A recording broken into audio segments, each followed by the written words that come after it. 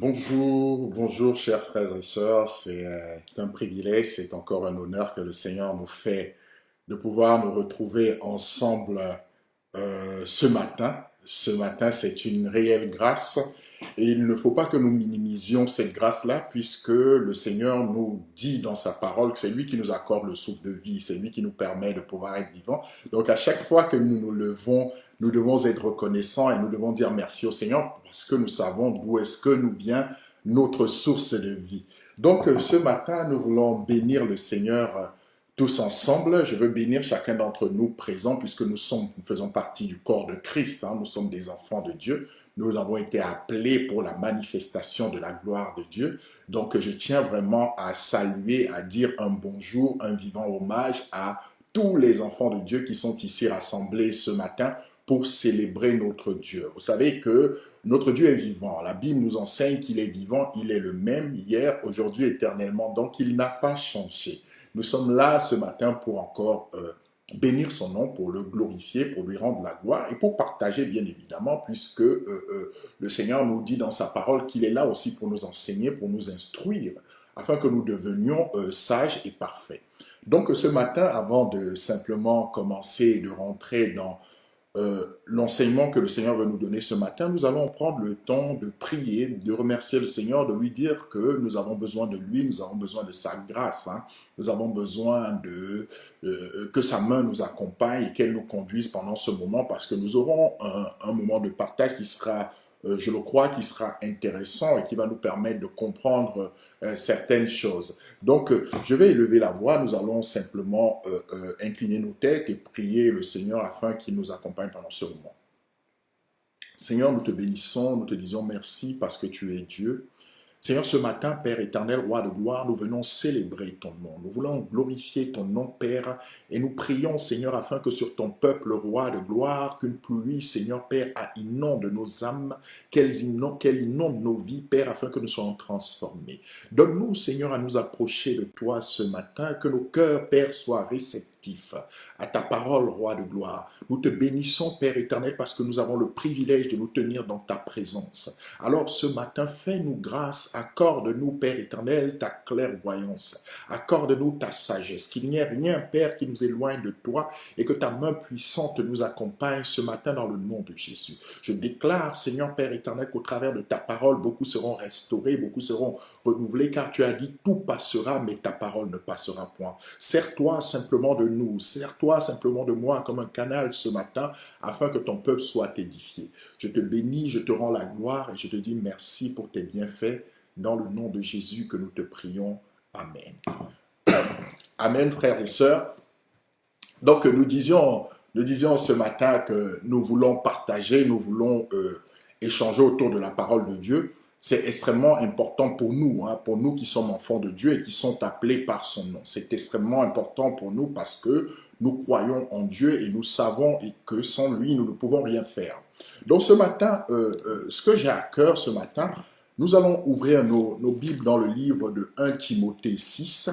1 Timothée 6, il y a un texte en fait qui est très important, qui va nous enseigner beaucoup de choses. 1 Timothée 6, je nous invite à aller dans le livre de 1 Timothée 6. Le Seigneur veut nous parler ce matin de choses qui sont très importantes et que nous voyons autour de nous. Le Seigneur veut nous apprendre à comprendre certaines choses. Le Seigneur veut nous apprendre à pouvoir lire les événements des temps. Ce matin, nous allons donc prendre nos Bibles dans le livre de 1 Timothée 6, à partir du verset 6 également. 1 Timothée 6, à partir du verset 6. Ce matin, nous voulons parler un peu de quelque chose dont que nous connaissons. Nous voulons parler de la convoitise, de l'argent, de toutes ces choses-là. Le Seigneur veut nous enseigner là-dessus pour nous faire comprendre ce qui se passe réellement autour de nous. Et l'apôtre Paul avait bien illustré en fait ce thème ou cette thématique-là en écrivant à Timothée, en lui disant quelque chose que nous allons découvrir ce matin. Le Seigneur veut ce matin que nous puissions comprendre un peu quelle est la racine de tous les problèmes que nous pouvons voir autour de nous. Qu'est-ce qui cause en fait la majorité des problèmes que nous voyons autour de nous? Le Seigneur veut que nous puissions le comprendre. Donc pour ce faire, nous allons lire dans le livre de 1 Timothée. 1 Timothée 6, à partir du verset 6, je vais le lire. La Bible dit ceci. C'est en effet une grande source de gain que la piété avec le contentement, car nous n'avons rien apporté dans le monde et il est évident que nous n'en pouvons rien emporter. Si donc nous avons la nourriture et le vêtement, cela nous suffira. Mais ceux qui veulent s'enrichir tombent dans la tentation, dans le piège et dans beaucoup de désirs insensés et pernicieux qui plongent les hommes dans la ruine et la perdition. Car l'amour de l'argent est la racine de tous les maux. Et quelques-uns, en étant possédés, se sont égarés loin de la foi et se sont jetés eux-mêmes dans bien de tourments. Pour toi, homme de Dieu, fuis ces choses et recherche la justice, la piété, la foi, la charité, la patience, la douceur. Voyez, nous parlions ce matin, nous étions en train de dire que le Seigneur veut nous enseigner sur des choses qui sont très importantes et que nous devons comprendre. L'apôtre Paul ici va dire à Timothée, ou du moins va lui écrire, il va lui dire, en effet, il dit, c'est en effet une grande source de gain que la piété avec le contentement, car nous n'avons rien apporté dans le monde et il est évident que nous ne pouvons rien emporter. L'apôtre Paul ici va essayer de ramener Timothée en lui donnant un enseignement pour que Timothée comprenne quel est l'essentiel en fait, quelles sont les choses qui sont essentielles. Et il va lui dire quelque chose qui est vraiment très important lorsqu'on prend le temps d'y réfléchir. Il dit, malgré que nous vivions sur la terre, il faudrait que nous nous souvenions que nous n'avons rien apporté lorsque nous sommes arrivés sur cette terre et que lorsque nous partirons, nous n'emporterons rien. Donc, il veut simplement lui faire comprendre que l'essentiel de sa vie ne doit pas se reposer, l'essentiel de la vie des enfants de Dieu autour de lui ne doit pas se reposer sur ce qu'ils peuvent acquérir comme possession matérielle sur cette terre. Et j'aime ce que Job a dit quelque chose, on va le lire pour donner de la profondeur à notre texte. Job, dans le livre, dans le premier chapitre, il va dire quelque chose qui est aussi riche d'enseignements pour nous ce matin. Job 1, donc nous allons le lire à partir du verset 21.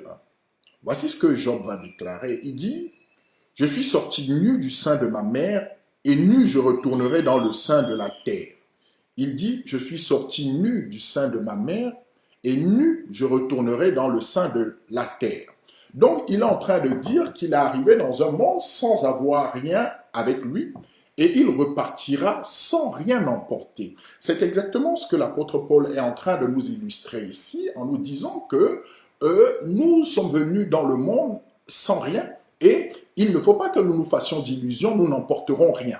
Donc tout ce que nous faisons sur cette terre, en fait, nous devons nous rappeler que nous n'emporterons rien de ce que nous faisons sur cette terre. Tout ce que nous essayons de posséder, nous n'emporterons rien. Et il va dire quelque chose d'intéressant par la suite. Il va dire, si donc nous avons la nourriture et le vêtement, cela nous suffira. L'apôtre Paul est conscient que l'homme a des besoins et que l'homme a des besoins qui doivent être satisfaits. Et il va rappeler, il va dire, la seule chose qui est importante du moins pour satisfaire ces besoins-là, il dit, si nous avons la nourriture et le vêtement, cela nous suffit en réalité. Il veut mettre l'accent ici sur le fait que ce sont les choses qui sont nécessaires à notre vie, dont nous avons besoin durant notre parcours ici-bas, et il veut nous rappeler que tout ce qui est au-delà de cela, en fait, ce n'est que du superflu. Ce n'est que du superflu et chaque enfant de Dieu doit être conscient de cela, puisque les temps pendant lesquels nous vivons sont très très courts, donc nous devons apprendre à optimiser notre temps de vie. Et pour optimiser notre temps de vie, il faudrait que nous soyons adonnés du moins à l'essentiel, que les choses futiles ne prennent pas la place de Dieu dans nos vies, que nous ne passions pas notre temps à chercher des choses que nous ne pourrons jamais emporter, puisque nous ne les avons pas apportées tant quand nous étions sur la terre. Et donc ici, il nous lance une invitation en nous faisant comprendre que quelque part, il y a des choses qui sont plus utiles que d'autres. Il y a des choses qui ont plus d'importance que d'autres. Mais simplement, il ne faudrait pas que nous tombions dans le piège, en fait, de nous attarder sur des choses qui sont futiles. Et je crois que dans le livre de Jérémie 15, 19, si ma mémoire est bonne, nous allons le lire, Jérémie 15, 19, c'est simplement pour nous planter le décor avant de rentrer dans le vif du sujet. Jérémie 15 au verset 19, La Bible nous dit, c'est pourquoi ainsi parle l'Éternel, si tu te rattaches à moi, je te répondrai et tu tiendras devant moi.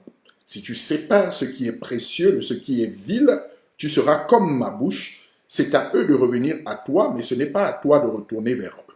L'apôtre Jérémie ici fait un constat et il donne une prophétie venant du Seigneur où le Seigneur disait, si tu sépares ce qui est utile de ce qui est futile, alors ta bouche sera comme la mienne. Le Seigneur est en train de nous faire comprendre ici qu'il y a des choses qui sont utiles et il y a des choses qui sont futiles. La futilité, c'est quelque chose qui n'a pas d'importance. Quelque chose d'utile, c'est quelque chose qui est important. Et l'apôtre Paul fait une démarcation entre les deux en nous rappelant quelque chose, en nous disant, frères et sœurs, sachez-vous, ne vous trompez pas, vous êtes arrivés sur cette terre sans rien, et ne vous trompez pas, vous n'emporterez rien. Donc, mettez votre attention, concentrez votre attention sur des choses qui vont vous, comment je pourrais dire ça, qui vont vous rapprocher de Dieu et ne vous attachez pas aux choses qui ne vous rapprocheront pas de Dieu. D'où la futilité et l'utilité. Donc, il donne ce commandement-là et il dit, si nous avons le vêtement, si nous avons le couvert, cela nous suffit. Si nous avons où demeurer, le gîte et le couvert, cela nous suffit amplement. Ensuite, il continue et il dit, mais ceux qui veulent s'enrichir tombent dans la tentation, dans le piège et dans beaucoup de désirs insensés et pernicieux qui plongent l'homme dans la ruine et la perdition. Il dit, ceux qui veulent s'enrichir, ceux qui cherchent à tout prix à s'enrichir, tombent dans beaucoup de désirs pernicieux qui plongent l'homme dans la tentation, dans le piège et dans beaucoup de désirs insensés, pernicieux et qui vont le conduire à la fin à sa chute. Cela ne veut pas dire que le Seigneur n'est pas, comment je pourrais dire ça, le Seigneur n'apprécie pas les personnes qui sont financièrement riches. Cela ne veut pas du tout dire cela. Cela veut simplement dire que notre cœur ne doit pas s'attacher à l'argent absolument, à vouloir absolument posséder le matériel, posséder de l'argent. C'est ce que le Seigneur est en train de nous dire ici. Et pour corroborer ce que nous sommes en train de dire, ouvrons nos Bibles dans le livre de Proverbes, Proverbe 23. Proverbe 23, le Seigneur va nous donner des éléments factuels là-bas qui vont nous conduire, ou du moins qui vont nous ancrer dans la même direction. Proverbe 23. Proverbe 23, à partir du verset 4. Le Seigneur dit, ne te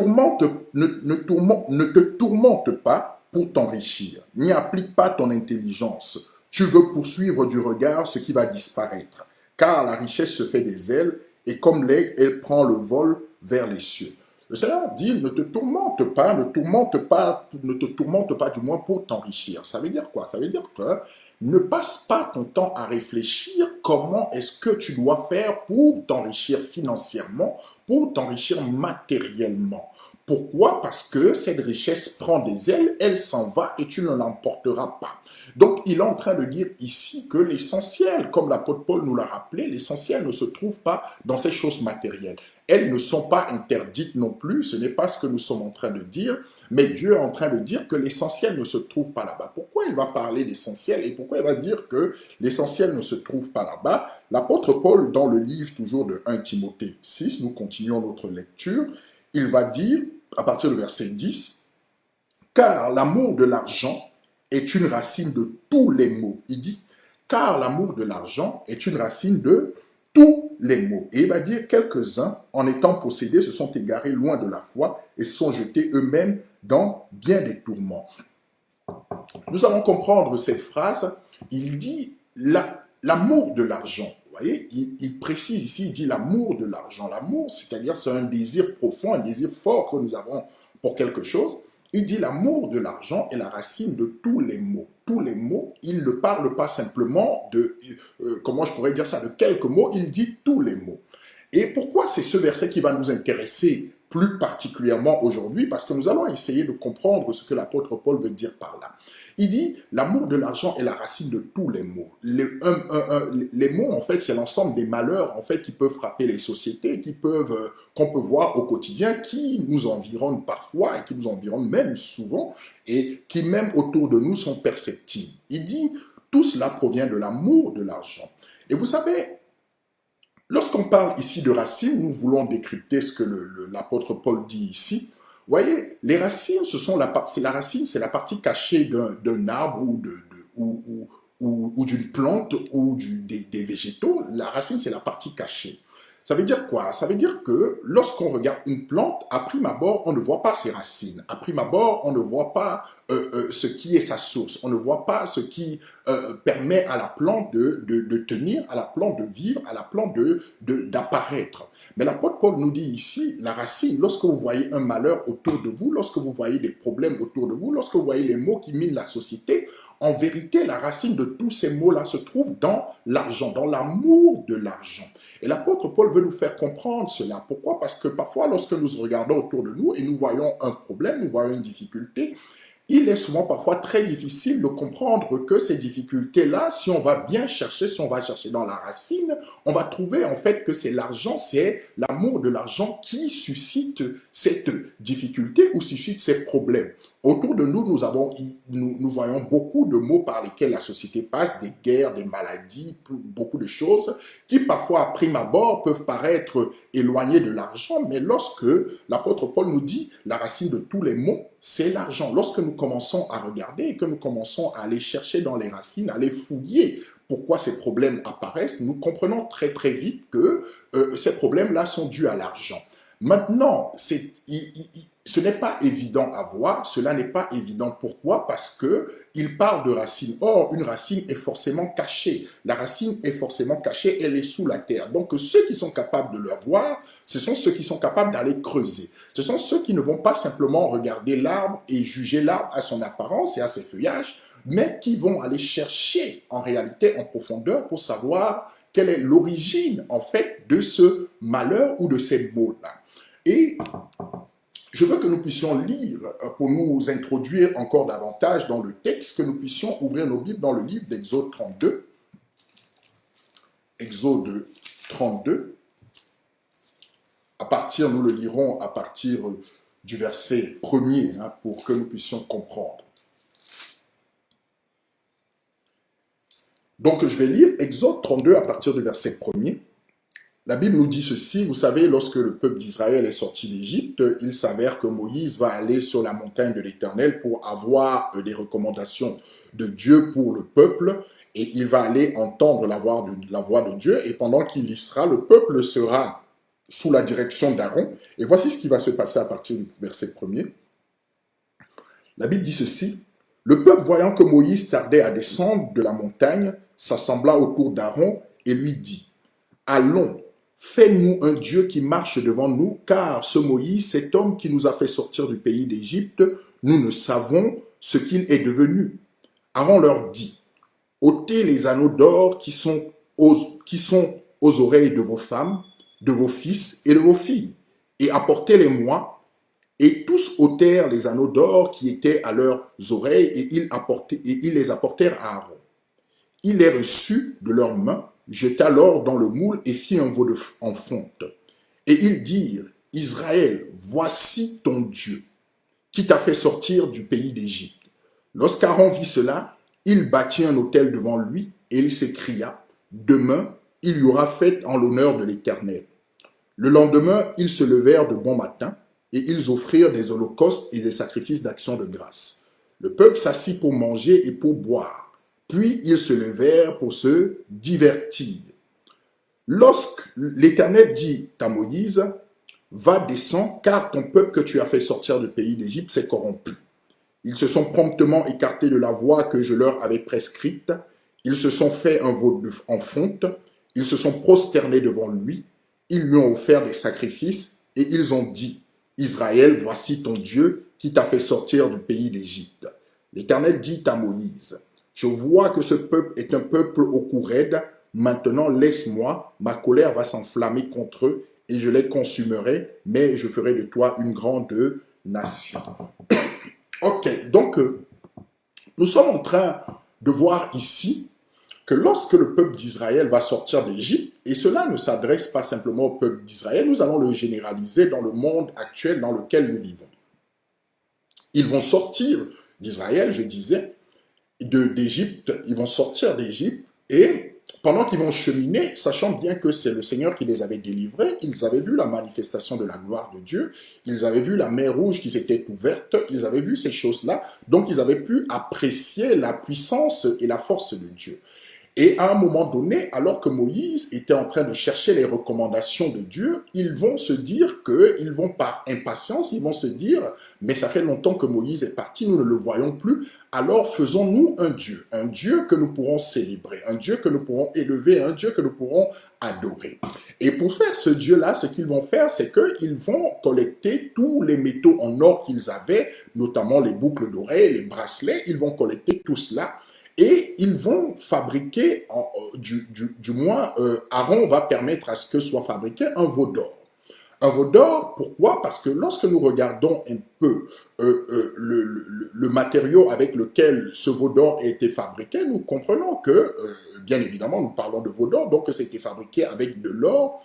Et l'or est un matériau qui est un matériau rare, c'est un matériau qui est précieux, c'est un matériau pour lequel les hommes sont capables de tuer. Vous savez qu'aujourd'hui, c'est un matériau qui coûte énormément cher. Donc ici, lorsque nous essayons de bien comprendre ce que le Seigneur essaye de nous dire, nous comprenons en fait qu'ils ont commencé à élever le matériel au-dessus de Dieu. Ils ont dit, faisons-nous un Dieu, et que ce veau d'or-là soit notre Dieu. Donc, il est en train de nous faire comprendre ici que dans le monde dans lequel nous vivons, les hommes vont aussi également élever, en fait, certaines valeurs au-dessus de Dieu, dont notamment le matériel, dont le matérialisme, une vie, une société dans laquelle le plus important, c'est d'être riche, le plus important, c'est d'avoir le matériel. Et quand l'apôtre Paul nous rappelle dans 1 Timothée 6, il nous dit l'amour de l'argent est la racine de tous les maux. En vérité, il est en train de dire ici que le matériel, l'argent est un symbole, mais le matériel, en fait, est ce qui canalise ce symbole-là. C'est-à-dire que le désir de tout posséder, le désir de tout avoir, le désir d'avoir beaucoup de choses. Et nous voyons les sociétés dans lesquelles nous vivons aujourd'hui, notamment, élèvent le matériel au-dessus de tout. C'est-à-dire que autour de nous, ce qu'on nous dit, ce qu'on nous fait miroiter, c'est de nous faire comprendre qu'en devenant riches, nous aurons la joie, nous aurons le bonheur, nous aurons toutes ces choses-là. Ce qui va faire que beaucoup d'hommes, en réalité, vont chercher à devenir riches, vont chercher à pouvoir posséder, vont chercher à élever ou à accroître leur capacité d'avoir des choses.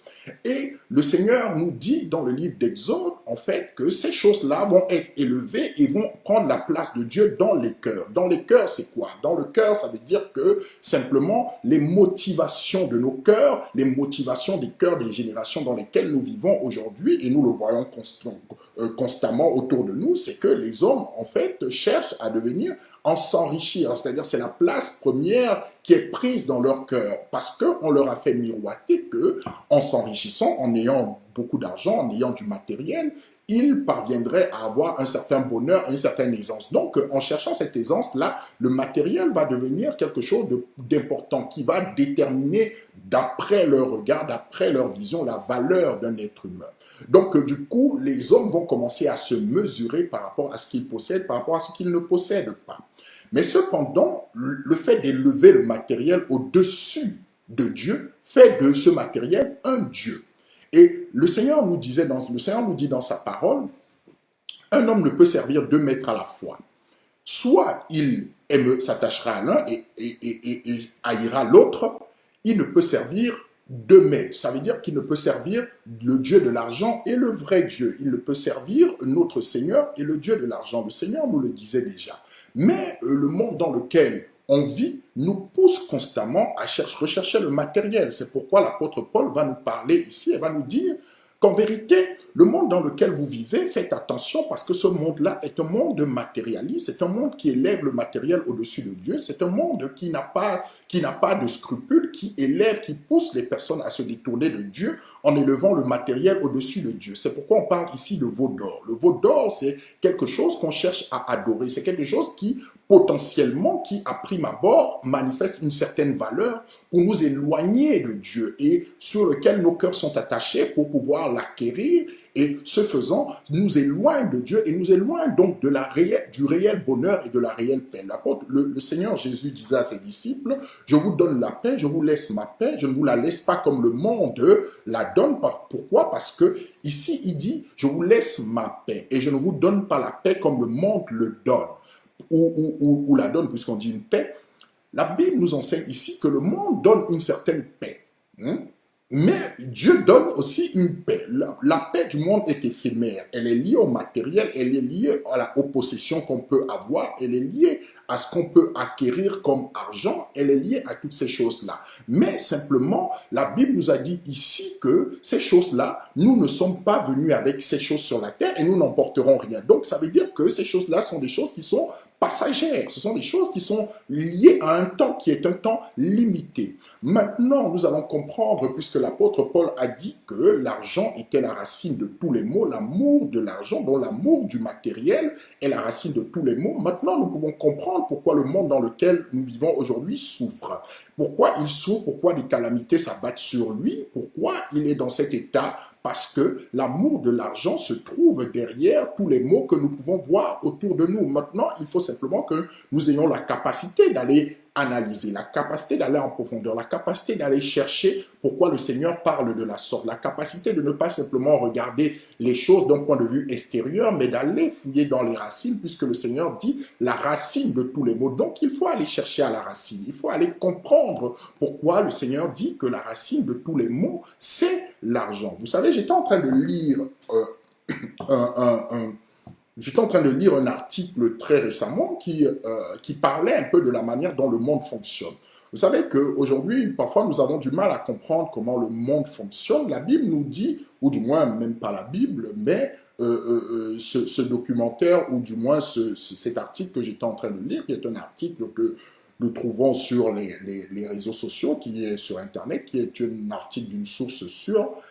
L'article faisait écho, en fait, c'est une association qui avait fait cela, et disait en fait que 1% de la population mondiale possède est beaucoup plus riche que 99% de la population mondiale. Ça veut dire quoi? Ça veut dire que 1% de la population mondiale, en fait, dirige 99% de la population mondiale. 1%, je ne sais pas si vous voyez ce que ça veut dire. Vous savez, le monde, on avoisine aujourd'hui, selon les chiffres qu'on nous donne, les chiffres officiels, on avoisine à peu près sur la planète 7 milliards de personnes.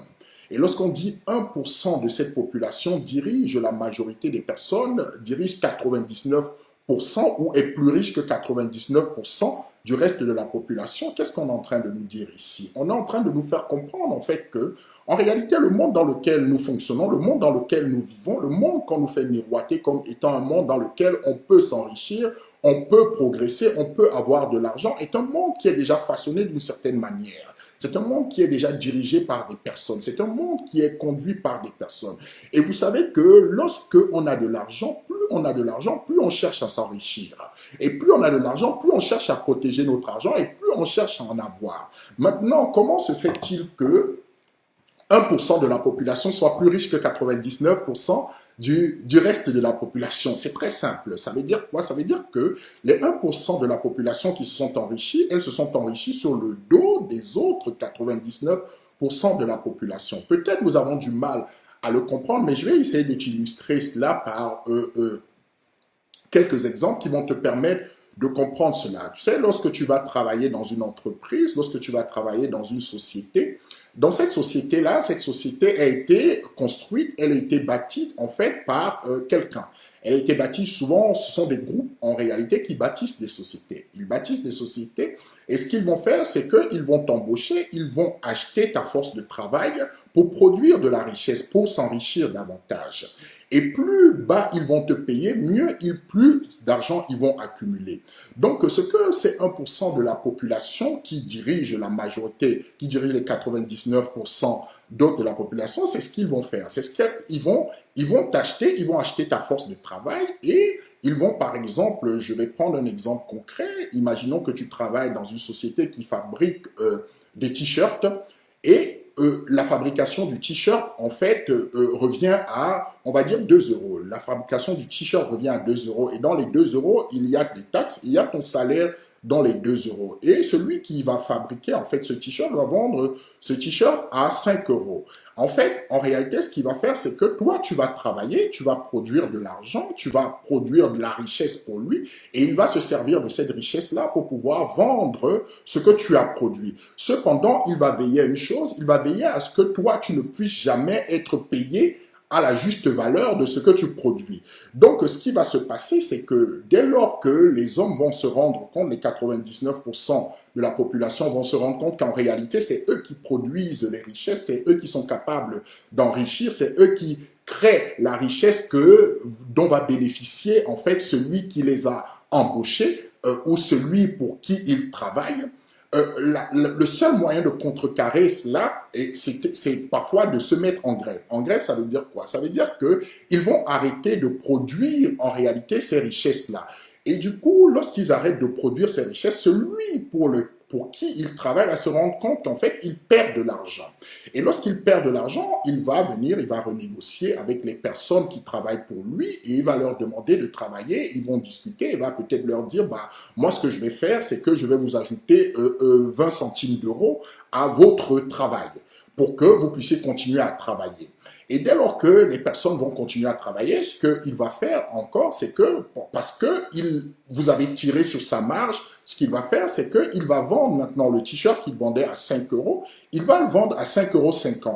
Donc, il sera toujours bénéficiaire dans tous les cas. Cependant, ce qui va se passer, c'est qu'il va se rendre compte que si vous continuez toujours tout le temps à vous opposer à lui, au bout d'un moment, il va se rendre compte qu'il n'aura plus assez d'intérêt, il n'aura plus assez, du moins, il n'aura plus le même bénéfice qu'il faisait. Donc, ce qu'il va faire, c'est ce qui se passe dans le monde dans lequel nous vivons. Ce que ces gens-là vont faire, c'est que ils vont aller voir les personnes qui ont le pouvoir politique et ils vont leur dire, voici, nous vous proposons de voter ces lois-ci parce que, en fait, ça nous permettra de faire tourner notre économie et ça nous permettra de faire avancer notre économie. Et c'est comme ça que les politiciens vont voter des lois. Vous savez qu'aujourd'hui, de plus en plus, en fait, les personnes, on a du mal à avoir des... Comment je pourrais dire ça? C'est-à-dire que la société dans laquelle nous vivons aujourd'hui, nous avons vu cela dans ces derniers temps, c'est que les grèves sont de moins en moins possibles aujourd'hui. Pourquoi les grèves sont de moins en moins possibles aujourd'hui? Parce que, justement, les personnes qui ont le pouvoir économique vont influencer les personnes qui ont le pouvoir politique pour qu'elles votent certaines lois et pour que ça astreigne les gens à travailler et à travailler à leurs dépenses. C'est-à-dire que les personnes vont travailler, elles vont produire de la richesse, mais cette richesse-là ne va pas aller vers elles. Cette richesse doit être captée par d'autres personnes qui ne produisent pas cette richesse de manière factuelle en général. Ces personnes ont simplement investi et c'est comme ça que nous allons nous retrouver dans le monde dans lequel nous vivons avec des travailleurs qui sont des personnes qui vont travailler tout le temps, qui vont donner de leur temps pour travailler, mais qui ne pourront jamais s'en sortir financièrement. Vous savez qu'aujourd'hui, on assiste à une nouvelle catégorie en fait sociale qui apparaît, ce qu'on appelle souvent des travailleurs pauvres, c'est-à-dire que des personnes qui sont capables de travailler, qui travaillent tous les jours, qui travaillent matin et soir, mais qui n'arrivent pas à s'en sortir, qui n'arrivent pas à payer leur loyer, qui n'arrivent pas à voir, qui ont du mal à boucler les fins de mois. Pourquoi? Parce qu'il y a des personnes qui sont là pour capter en fait les richesses qu'elles produisent et ces personnes-là font en sorte que cette personne demeure pauvre. C'est pourquoi l'apôtre Paul nous dit ici, dans tous les maux que vous voyez dans la société, sachez que l'argent est à la source de cela. L'argent est toujours la source de ces choses-là. L'argent est ce qui conduit ce que nous voyons autour de nous. Et ce qui se passe communément dans le monde dans lequel nous vivons, c'est important de le comprendre. C'est important de comprendre aussi le monde dans lequel nous vivons parce que parfois, en tant qu'enfants de Dieu, nous n'arrivons pas à comprendre ces choses-là et nous avons du mal à voir un peu, à comprendre ce que le Seigneur nous dit aussi et à entendre la voix du Seigneur parce que parfois nous sommes très très plongés, du moins en fait, nous étudions la parole du Seigneur de manière très très littérale et nous n'allons pas en profondeur pour essayer de comprendre un peu les enjeux. Lorsque l'apôtre Paul dit la racine de tous les maux, c'est l'argent, il est en train de dire aussi ici que même lorsqu'on nous parle de personnes pauvres, lorsqu'on nous parle de la pauvreté est quelque chose qui est créé et la pauvreté est quelque chose que l'argent crée. C'est-à-dire que les riches ne peuvent pas vivre sans les pauvres, donc ils ont intérêt à ce qu'il y ait des pauvres. Donc parfois quand on nous dit très souvent à la télé que c'est important, il faut participer à certaines à certaines cotisations ou à faire certains dons pour qu'on puisse enrayer la pauvreté, ce n'est qu'un leurre en fait. Ce n'est qu'un leurre parce que ceux qui dirigent le monde ont suffisamment d'argent pour aider tout le monde, mais ils ne veulent pas le faire. Pourquoi? Parce que lorsque un homme est esclave, lorsque un homme dépend de quelque chose, lorsque vous dépendez de votre travail, il est impossible de vous en séparer. Il est impossible de vous en séparer. Pourquoi? Parce que vous ne savez pas quel sera votre lendemain. Donc, vous êtes constamment obligé, en réalité, de vendre vos services, de vendre votre force de travail aux personnes qui en profitent. Et vous n'êtes pas les premiers à en profiter. Ceux qui en profitent, c'est d'abord ces 1% de la population mondiale qui dirige les 99 autres pourcents de la population. Vous voyez ici que l'apôtre Paul nous démontre par cela qu'il faut faire attention à l'argent. Lorsque nous entendons parler d'argent et nous regardons ce qui se dit dans les médias autour de nous, faisons extrêmement attention à cela. Faisons extrêmement attention à cela parce que parfois, on manipule nos pensées, on manipule notre manière de comprendre, nos manières de comprendre les choses, on manipule ce qui se trouve autour de nous, mais on ne va pas dans le réel nœud du problème. Je prends un autre problème qui est très récurrent ces derniers temps-ci. Vous savez que on a tendance à souvent nous dire, on nous dit tout le temps qu'il faut il faut être écologiste, il faut faire de l'écologie, il faut que nous puissions veiller à la planète. Mais cependant, on oublie de nous dire quelque chose d'important, c'est que si la planète est détruite aujourd'hui, ce n'est qu'un symptôme, en fait, de l'amour de l'argent. C'est-à-dire que les personnes qui sont les tenants du pouvoir, les personnes qui sont les tenants, en fait, du monde économique dans lequel nous sommes, ils font tout pour toujours avoir de l'argent. Et ce faisant, ils n'hésitent pas à détruire, en fait, la planète dans laquelle nous vivons. Ils n'hésitent pas à détruire ce qu'il y a autour d'eux. Ils n'hésitent pas à détruire. Ils vont détruire des forêts pour pouvoir se faire de l'argent. Ils vont détruire des endroits pour pouvoir se faire de l'argent. Et cependant, ce qu'on va faire maintenant, c'est pour faire culpabiliser les personnes qui ne participent pas à cela, on va leur dire qu'il faut veiller à la planète, il faut veiller à la surface de la Terre, alors que on sait très bien quelles sont les personnes qui détruisent cela, quelles sont les personnes qui produisent cela, mais pourquoi elles détruisent? Elles le détruisent pour produire toujours beaucoup plus d'argent, elles le détruisent pour produire toujours plus de matériel, pour toujours plus nous vendre des choses, elles le détruisent parce que c'est l'argent qui les motive. Il faut toujours vous rappeler de cela, c'est l'argent qui motive ces personnes-là, et sans argent, elles n'auraient pas d'autre motivation. Étant donné que tant que l'argent les motivera, en fait, l'humanité ira en se détruisant petit à petit et à petit feu. Et c'est ce qui se passe autour de nous aujourd'hui. Et c'est pourquoi l'apôtre Paul veut nous dire, tout ce que vous voyez autour de vous, lorsqu'on vous parle de certaines choses, sachez en réalité que ces choses-là arrivent parce que l'amour de l'argent est dans le cœur des hommes, parce que les hommes cherchent constamment à s'enrichir. Les hommes cherchent à s'enrichir et au détriment de l'être humain. Les hommes ne cherchent pas le salut des êtres humains, les hommes cherchent d'abord à s'enrichir dans le monde dans lequel nous vivons aujourd'hui. C'est pourquoi vous voyez autour de vous, vous voyez les guerres. L'apôtre Paul, ou du moins le Seigneur va nous dire, Matthieu va nous dire dans le livre de Matthieu 24, il dit dans la fin des temps, il y aura des guerres et des bruits de guerre. Vous savez que chaque guerre est souvent présentée comme une guerre qui est censée apporter la liberté à certaines populations, comme des guerres qui sont parfois censées aider des populations. Mais il faut savoir quelque chose d'important. C'est pourquoi l'apôtre Paul, je veux rappeler ici ce que l'apôtre Paul dit. Il dit la racine, et la racine est toujours cachée. Il faut toujours aller chercher à la racine, parce que la racine est cachée. L'arbre a une certaine apparence, mais la racine est cachée. Donc, il faudrait que nous allions chercher au niveau de la racine pour comprendre réellement de quoi il s'agit ici. L'apôtre Paul nous dit la racine de tous les maux, c'est l'argent. Même lorsque nous voyons des guerres autour de nous, il faut que nous sachions une chose importante, c'est que l'argent est à la source de ces guerres-là. L'argent est toujours à la source de ces guerres. C'est vrai que parfois, lorsque nous regardons la télévision, lorsque nous regardons les médias, on a pour habitude de nous dire que, en fait, on va dans certains endroits faire de la guerre parce que, en fait, il faut apporter une certaine démocratie, il faut que les gens souffrent là-bas, et alors on va les aider. Mais ce n'est pas vrai. La première des choses que nous devons savoir, lorsque nous entendons parler d'une guerre à un endroit, il faut toujours se poser la question, en premier lieu, qu'est-ce que cet endroit a comme richesse? Si nous ne nous posons pas cette question, nous ne pouvons pas comprendre que cela est lié à l'argent. Nous ne pouvons pas comprendre que cela est lié au matériel, cela est lié au profit. Nous ne pouvons pas le comprendre parce que ce qu'on va nous présenter sera des intérêts, des motifs autres que les vrais motifs.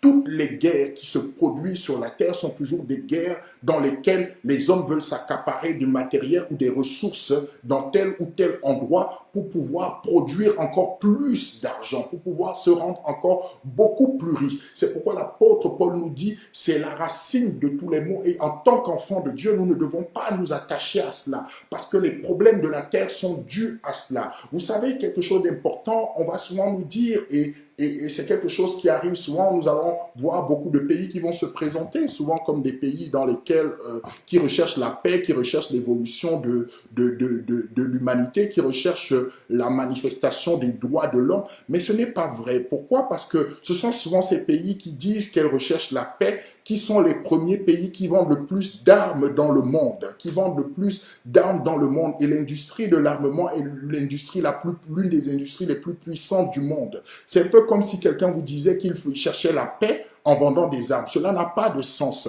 Et j'ai souvent une analogie que j'aime bien souvent prendre. C'est un peu comme un croque-mort qui vous disait qu'il travaille ardemment pour que les gens ne meurent plus. Cela ne peut pas être vrai. Ce n'est pas vrai. L'apôtre Paul veut ici que nous puissions comprendre ce qui se passe autour de nous afin que nous soyons des enfants de Dieu intelligents, que nous soyons des enfants de Dieu qui ont compris dans quel monde ils vivent, que nous soyons des enfants de Dieu qui ont compris l'état du monde dans lequel ils vivent, le monde qui a élevé le matériel au-dessus de Dieu. Et dès lors qu'une autre chose prend la place de Dieu dans un endroit, alors cette autre chose commence à détruire. Et nous savons que le matériel est quelque chose qui détruit beaucoup de personnes. Beaucoup de personnes se lancent ou s'aventurent dans beaucoup de choses simplement pour pouvoir acquérir les biens matériels. Pourquoi? Parce qu'on leur a fait miroiter la raison selon laquelle, en acquérant ces biens matériels-là, elles auront du bonheur, elles auront du succès. Combien de vies sont détruites par rapport à cela? Combien de vies sont détruites par rapport au fait que nous cherchons à avoir du matériel, nous cherchons à être riches, nous cherchons à avoir de l'argent. Des familles sont détruites. Il y a des hommes et des femmes qui travaillent jour et nuit. Non pas qu'elles n'ont pas de quoi vivre, mais elles travaillent jour et nuit, matin et soir pour obtenir cet argent-là et au détriment de leur famille, au détriment de leur foyer, au détriment de leur maison. Non pas qu'elles soient dans le besoin, parce qu'il y a deux catégories. Il y a des personnes qu'on laisse sciemment dans la pauvreté pour qu'elles restent éternellement des esclaves, qu'elles restent éternellement des personnes qui vont travailler pour enrichir les autres. Et il y a des personnes aussi qui ont décidé d'abandonner tout ce qu'elles avaient, alors qu'elles n'étaient pas dans une posture qui nécessitait forcément cela, mais elles ont décidé d'abandonner toujours pour avoir plus.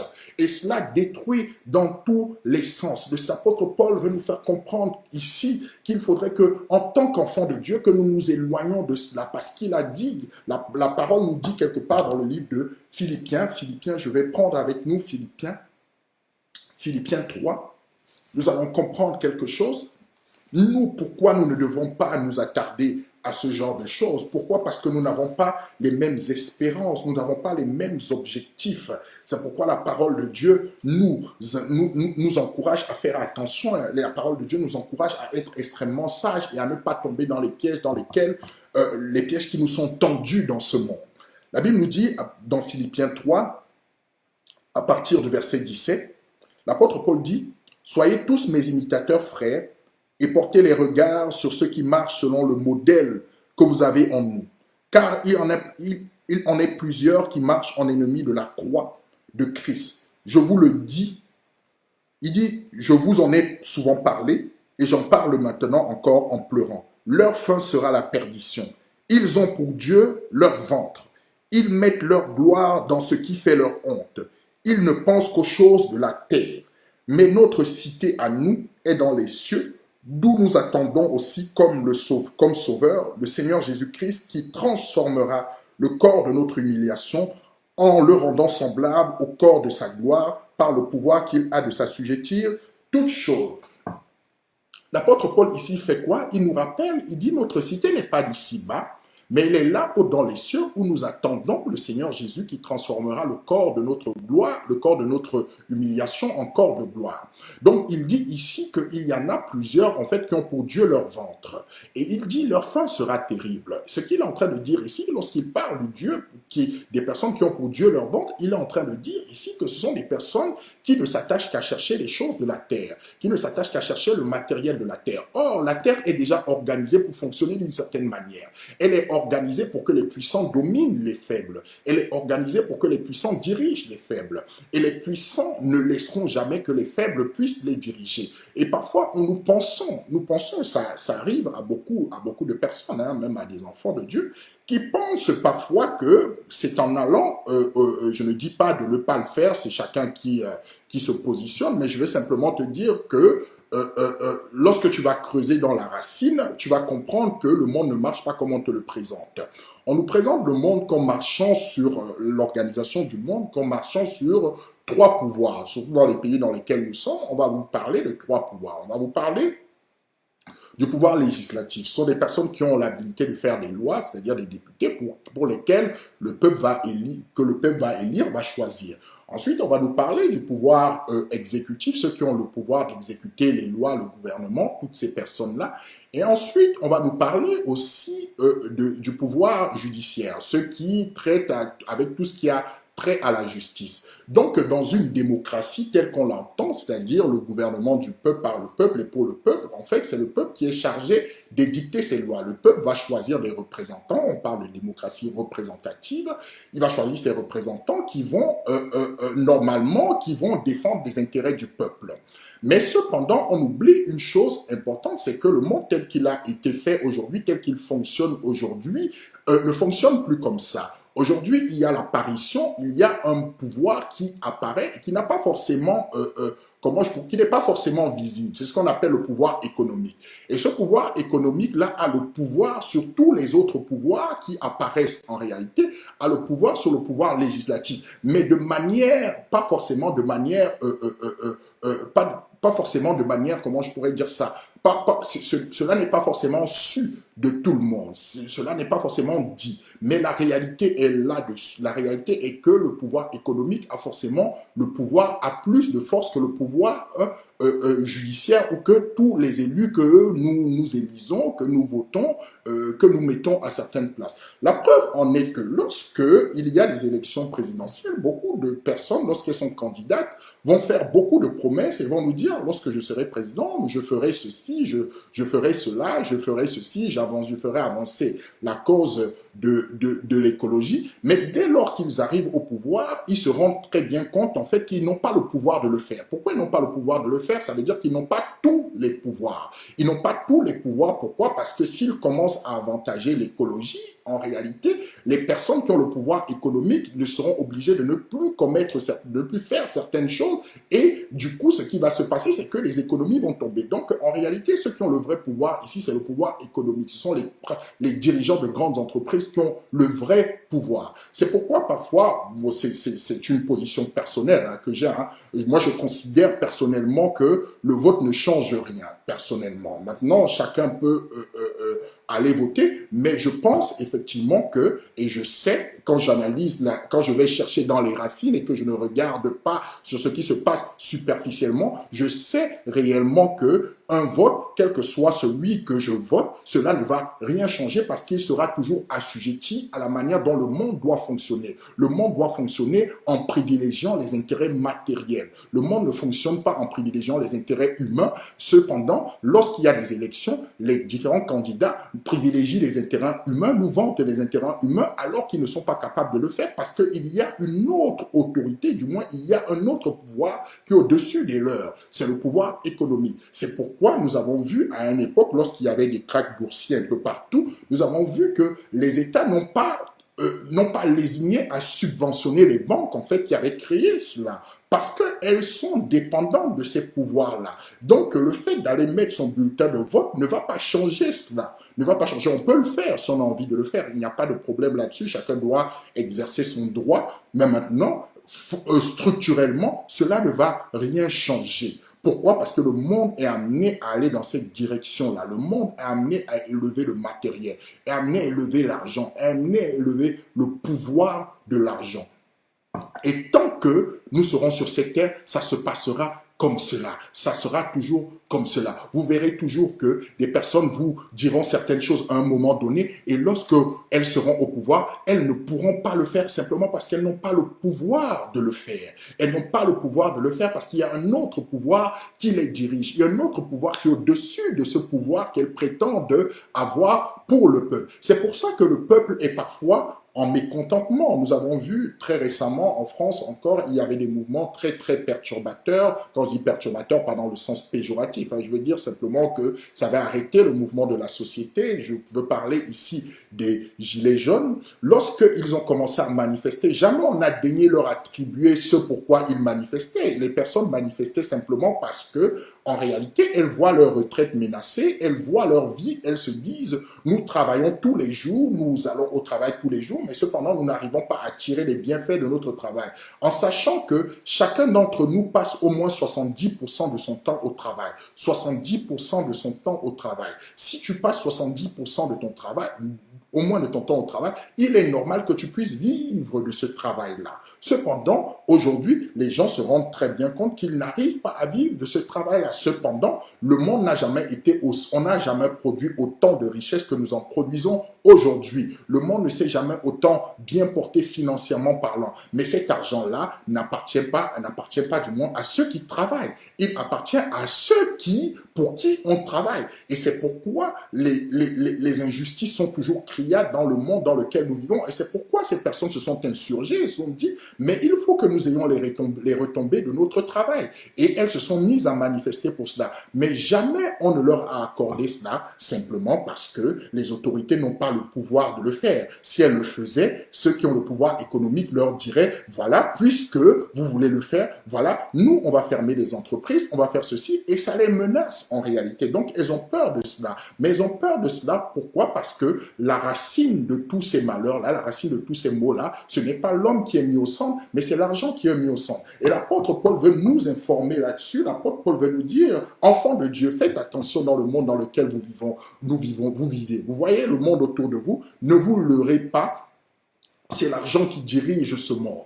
Ne vous leurrez pas, n'ayez pas d'espoir en un autre si c'est des dieux. Cherchez le Seigneur, ne cherchez pas à célébrer le veau d'or. Ne cherchez pas à élever le veau d'or, car le veau d'or vous conduira toujours dans la déception. Le veau d'or ne pourra pas vous donner ce dont vous avez besoin. Cherchez premièrement le royaume de Dieu et sa justice, et vous obtiendrez tout ce dont vous avez besoin. Et nous, puisque nous sommes des enfants de Dieu et que nous devons être éveillés spirituellement parlant, que nous soyons des enfants qui soient capables de reconnaître ce qui se passe autour d'eux. Lorsque le monde s'agite, lorsque nous voyons que le monde est en agitation, nous devons être capables de reconnaître ce qui se passe autour de nous. Une autre preuve encore que je vais vous donner pour vous faire comprendre en fait que ce n'est pas forcément l'intérêt des hommes qui est mis en avant, mais c'est d'abord l'argent. Vous voyez que nous sommes dans une situation particulière aujourd'hui. On parle du coronavirus qui fait des morts, qui tue bien évidemment, qui est une maladie qui a fait beaucoup de ravages et qui a mis en fait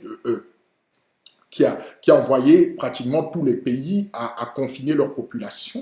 Et il arrive un moment, nous l'avions déjà dit il y a quelques dimanches, nous l'avions déjà dit, ces personnes-là qui ont été mises au confinement, ce qui se passe aujourd'hui, c'est que les entreprises ne produisent plus de l'argent. Elles ne sont plus capables de créer, elles ne sont plus capables de produire, elles ne sont plus capables de sortir de, comment je pourrais dire ça, elles ne sont plus capables de créer de la richesse. Et ce qui va se passer, c'est qu'on va dire maintenant qu'il faut déconfiner. Il faut déconfiner, non pas parce qu'on aime les populations, mais parce qu'il faut qu'elles aillent travailler. Il faut qu'elles aillent produire de l'argent. La preuve en est que les premiers qu'on va déconfiner, on a demandé à ce que les écoles soient ouvertes. Pourquoi on a demandé à ce que les écoles soient ouvertes? Parce que tant que les enfants sont avec vous, chez vous, vous ne pouvez pas aller travailler. Donc, on va d'abord déconfiner les enfants. On va commencer par eux. Cependant, on va utiliser un prétexte, on va dire parce qu'ils sont moins sensibles à la maladie, ça c'est toujours le prétexte qu'on va donner, mais la vérité est que c'est pour nous pousser à aller travailler. Et parce que lorsque nous sommes avec nos enfants, nous ne pouvons pas aller travailler, donc on va d'abord envoyer les enfants dans les écoles pour libérer ceux qui doivent aller continuer à produire les richesses, pour qu'elles continuent à travailler, pour qu'elles continuent à enrichir davantage ceux qui sont déjà beaucoup plus riches et ceux qui contrôlent le monde. Ce n'est pas parce qu'on aime votre état de santé, ce n'est pas parce que Certains disent qu'ils en ont marre de rester à la maison. Ce n'est pas d'abord pour cela. C'est d'abord pour des raisons économiques et financières. Et ça, nous devons le comprendre. Mais ça, on ne le dira jamais. Pourquoi? Parce que c'est la racine. Et la racine, on ne la voit jamais. La racine, c'est quelque chose de caché. La racine de tous les maux, comme nous disait l'apôtre Paul, c'est l'amour de l'argent. Et le monde dans lequel nous vivons est un monde qui est extrêmement amoureux de l'argent. Et c'est pourquoi les gens souffrent, c'est pourquoi les gens se perdent. Beaucoup de personnes sont capables de détruire leur vie à cause de l'amour de l'argent. Lorsque l'argent est élevé, les valeurs humaines sont abaissées. Et le monde dans lequel nous vivons aujourd'hui nous démontre à suffisance que les valeurs humaines sont abaissées. L'humain n'est pas au centre. On nous fait penser que l'humain est au centre, mais l'humain n'est pas au centre. C'est d'abord l'argent qui est au centre. C'est d'abord le fonctionnement du monde qui est au centre. L'humain ne vient en seconde position. L'humain est utilisé simplement comme un outil pour produire de l'argent. Mais l'humain n'est pas le premier à être visé par les réformes qui sont faites. Les réformes qui sont faites pour pouvoir générer de l'argent. Et de plus en plus, plus le temps va passer, plus les années vont passer, plus les hommes vont être assujettis à cette domination du monde, plus les hommes vont être assujettis au pouvoir de l'argent, plus les hommes vont devenir de plus en plus attachés à obtenir de l'argent. Donc, plus les hommes vont être esclavagisés. La preuve en est que lorsque vous regardez, aujourd'hui, je veux vraiment que ce ne soit pas forcément que nous puissions avoir un regard un peu sur ce qui se passe dans le monde, parce que je sais que nous aurions aimé parler de prophétie, nous aurions aimé parler de toutes ces choses-là, mais le Seigneur nous dit, mon peuple périt faute de connaissance parce qu'il n'est pas capable de lire ce qui se passe autour de lui, il n'est pas capable de comprendre ce qui se passe autour de lui, et ne comprenant pas ce qui se passe autour de lui, il a une fausse interprétation des choses qui s'y passent, et il a une fausse compréhension, en fait, de ce qui s'y passe. Donc, je veux simplement, ce matin, en fait, attirer notre attention sur des choses qui se passent autour de nous, qui sont factuelles, pour que nous puissions comprendre dans quelle direction le monde est en train d'aller, et que nous ne soyons pas trompés par ce que nous entendons et par ce qu'on nous dit dans les médias et autour de nous. Il faut que nous ayons la connaissance qui nous vient de Dieu et qu'au travers de la parole de Dieu, à la lumière de la parole de Dieu, que nous puissions identifier dans le monde ce qui se passe, que nous puissions identifier et savoir ce qui se passe dans le monde. Vous savez, je disais au départ que les 1% de la population mondiale qui sont des oligarques qui se connaissent, qui travaillent entre eux et qui mettent des stratégies en place pour pouvoir contrôler le monde sous le modèle qu'on appelle le capitalisme, font tout pour toujours gagner beaucoup plus d'argent. Et comment ils influencent, en fait, comment ils influencent les politiques, parce que ce sont les politiques qui vont édicter les lois, mais qui vont peut-être parfois, qui vont souvent édicter les lois en leur faveur, au détriment du peuple. Si nous regardons bien les 3 derniers présidents qu'on a eus en France, nous allons constater qu'à chaque fois qu'un président arrive, il met en place une réforme particulière. Nous avons vu à l'époque du président Nicolas Sarkozy, quand il est arrivé, la réforme qu'il a mis en place, l'une des choses, il a fait quelques réformes, mais l'une des choses qu'il a d'abord fait, c'était de pouvoir amoindrir le pouvoir des syndicats. Le pouvoir des syndicats, c'est d'ailleurs le pouvoir des personnes à revendiquer, en fait, leur travail. Je me souviens, il avait fait une émission et il parlait de cela et il disait, il était heureux de ce qu'il avait fait et il disait qu'en France, ce qui est beau aujourd'hui, c'est que lorsqu'il y a une grève, on peut s'en passer, on peut ne pas le remarquer. Ça veut dire quoi? Ça veut dire que les grèves n'ont plus autant d'efficacité, donc les grèves ne font plus autant pression en fait sur ceux qui possèdent le capital, ceux qui possèdent de l'argent, ceux qui possèdent des entreprises. Les grèves ne font plus autant pression sur eux. Donc du coup, en réalité, ceux qui travaillent sont obligés de travailler puisque avant de faire grève, il faut déclarer 24 heures à l'avance et on n'est pas payé, plein de choses. Donc toutes ces choses qui vont démotiver les gens à payer, donc qui vont les pousser à toujours travailler, quelles que soient les conditions de travail dans lesquelles on les met. Ça veut dire que on va toujours les pousser dans une certaine paupérisation, dans une certaine pauvreté, ils n'auront pas le choix. Il n'y a pas beaucoup de personnes aujourd'hui qui sont capables de dire j'abandonne tel travail pour un autre travail parce beaucoup de personnes sont en situation précaire et la pauvreté est un signe d'esclavage. Lorsque les gens sont pauvres, ils sont exploitables. Lorsque les gens sont pauvres, on est capable de leur dire fais ceci, fais cela sans forcément broncher parce qu'ils ne savent pas quel sera leur avenir le lendemain.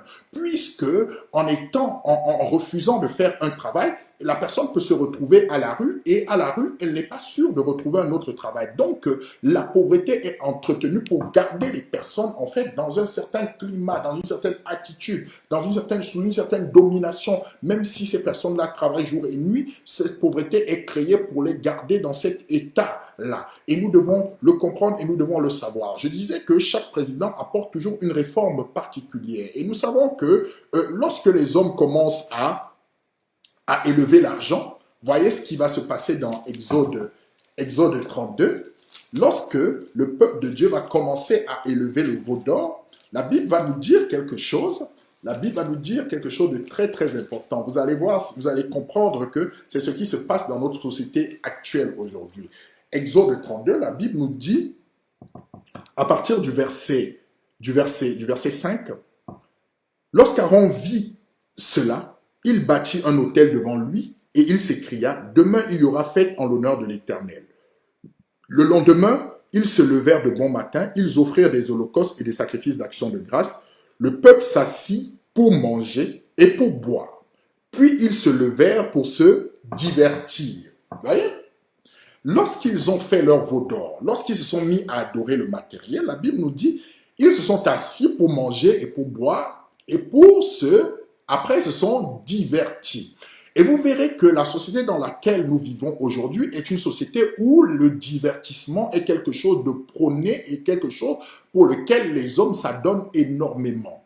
Pourquoi? Parce que, en fait, on tire la majeure partie de leur force dans le travail et ils n'obtiennent pas les bénéfices de ce travail-là. Alors, comme ils ont pour but de s'enrichir, ils ont pour but d'accéder aussi à ce bonheur-là qui est éloigné, alors on va leur créer beaucoup de divertissement. On va leur créer beaucoup de choses qui vont les amener à se divertir, toujours en train de se divertir. Ils vont aller en vacances dans certains endroits. Tout ce qu'ils font, ça va être pour le divertissement.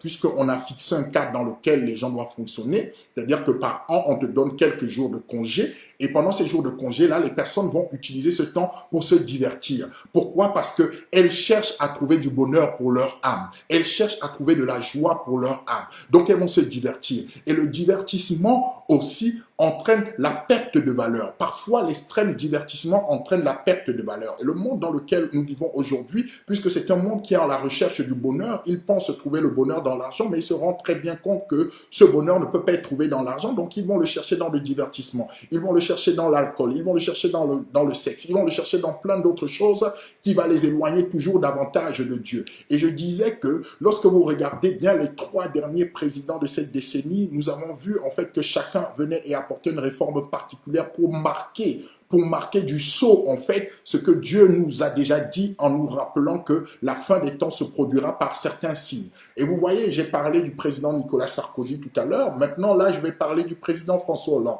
Vous savez, la réforme qu'il a faite quand il est arrivé, c'était le mariage pour tous. C'était pour dire maintenant de briser certaines valeurs familiales et puis dire en fait que tout le monde avait droit au mariage. Donc, valoriser ici le mariage homosexuel. Donc, voilà ce qui a marqué son quinquennat. Maintenant, nous sommes dans une nouvelle ère. Un autre arrivera aussi, il fera aussi une autre chose. Et ce que le président Emmanuel Macron, sous lequel nous sommes actuellement, essaie de faire, c'est de faire une réforme des retraites qui fait en sorte que des gens, en fait, puissent avoir des retraites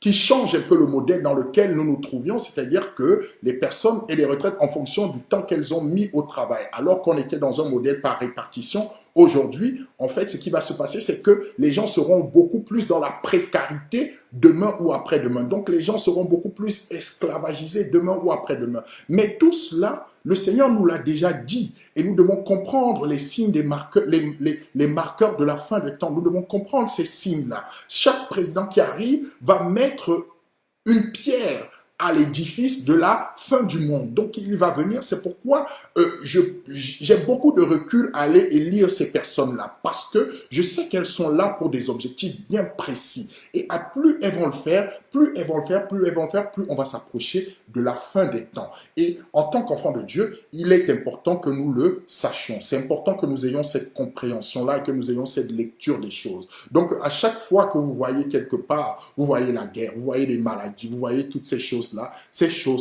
n'existent que parce qu'il y a de l'argent. Même les industries pharmaceutiques, parfois, elles vendent des médicaments pour de l'argent. Elles vendent des médicaments pour de l'argent. Ce n'est pas pour que les gens soient guéris, pour que les gens soient en bonne santé, c'est simplement pour se créer de l'argent parce que ça fait plus de l'argent. Et lorsqu'on fait des guerres dans certains endroits, c'est simplement pour les matières premières parfois. C'est parce qu'aussi il faut aller reconstruire ces endroits-là et que les grandes entreprises en fait vont aller là-bas pour reconstruire ces entreprises et ce qui va leur générer de l'argent. Mais ce qu'on va nous vendre, c'est qu'on va nous dire on va apporter la paix, on va apporter ceci, mais la guerre n'a jamais apporté la paix nulle part. La guerre n'a jamais apporté la paix dans un endroit, la guerre n'a jamais apporté le changement dans un endroit. La guerre apporte toujours ses massacres, son lot de meurtres, son lot de choses qui ne sont pas en conformité avec la parole de Dieu, mais cependant, pour que les personnes adhèrent à l'idéologie, on va leur présenter cela sous une bonne forme, sous une bonne image. On va présenter parfois à certains endroits des présidents qu'on va qualifiés de dictateurs, qu'on va dire, oui, ils sont trop durs envers leur peuple, mais cependant, on oublie parfois que ces mêmes présidents, tant que ils nous donnaient leurs matières premières, ils n'étaient pas des mauvais présidents. Mais dès lors qu'ils ont l'outrecuidance de ne plus nous donner ce qu'ils avaient l'habitude de nous donner, alors ils deviennent subitement des mauvais présidents. C'est un peu le paradoxe dans lequel nous sommes dans ce monde. Le monde dans lequel nous vivons actuellement est un monde en fait qui va à sa perdition. Et tout ce qui est fait dans ce monde est fait de manière inique en réalité. Et tout ce qu'on nous présente parfois comme vrai n'est pas vrai. Vous voyez ? C'est important de le comprendre. Maintenant, il y a une chose que nous devons comprendre, puisque nous avons parlé un peu d'une vision, dans la vision un peu du monde. Nous avons regardé ce qui se passe dans le monde, nous allons comprendre ce qui se passe dans le domaine spirituel. Vous savez que la Bible nous dit le monde spirituel a autorité sur le monde matériel, sur le monde terrestre. Donc, ce que le Seigneur va faire, c'est qu'il ne va pas laisser ses enfants comme cela, il va envoyer des personnes pour commencer à leur apporter l'évangile, pour les sensibiliser, pour leur dire faites attention, le monde dans lequel vous vivez, il a une certaine apparence, mais faites attention, il n'est pas ce que vous voyez. Donc le Seigneur va envoyer des serviteurs pour éclairer son peuple à chaque fois, pour leur faire comprendre qu'en réalité, ce qui se passe autour de vous, c'est un scénario qui a déjà été préétabli, mais vous soyez prêts pour le royaume des cieux. Donc le Seigneur va commencer à envoyer ses serviteurs, il va commencer à envoyer ses serviteurs au travers de sa parole. Mais ce qui va se passer, c'est que le diable, en fait, va vouloir corrompre les serviteurs de Dieu. Le monde dans lequel va vouloir corrompre les serviteurs de Dieu. Et c'est un phénomène qui est récurrent souvent, le phénomène dont je vais vous parler, qui est récurrent souvent, je le vois souvent beaucoup plus en Afrique et puis en Amérique, notamment en Amérique latine et peut-être même aussi aux États-Unis. Ce qui va se passer, c'est que les chrétiens vont se mettre à espérer en des leaders politiques en qui ils voient la main de Dieu, ils voient la manifestation de la gloire de Dieu. Ils vont commencer à les soutenir. Ils vont les soutenir en fait sur le plan électif, sur le plan électoral du moins, et ils vont dire oui, voilà celui qu'il faut voter. Ils vont prendre parti politiquement parlant et ils vont pousser les autres chrétiens à élire ces personnes-là. Ce qui fait que on va arriver à un moment donné, vous savez que les hommes politiques, peut-être pas tous, mais la majorité des hommes politiques sont comme ça. Ils sont extrêmement attirés par des personnes qui sont capables de voter pour elles. Dès lors qu'ils voient que il y a des personnes, il y a des dirigeants ou il y a des responsables qui sont capables de drainer une masse critique de personnes qui est capable de voter pour elles, ils vont essayer de se rapprocher de ces personnes-là.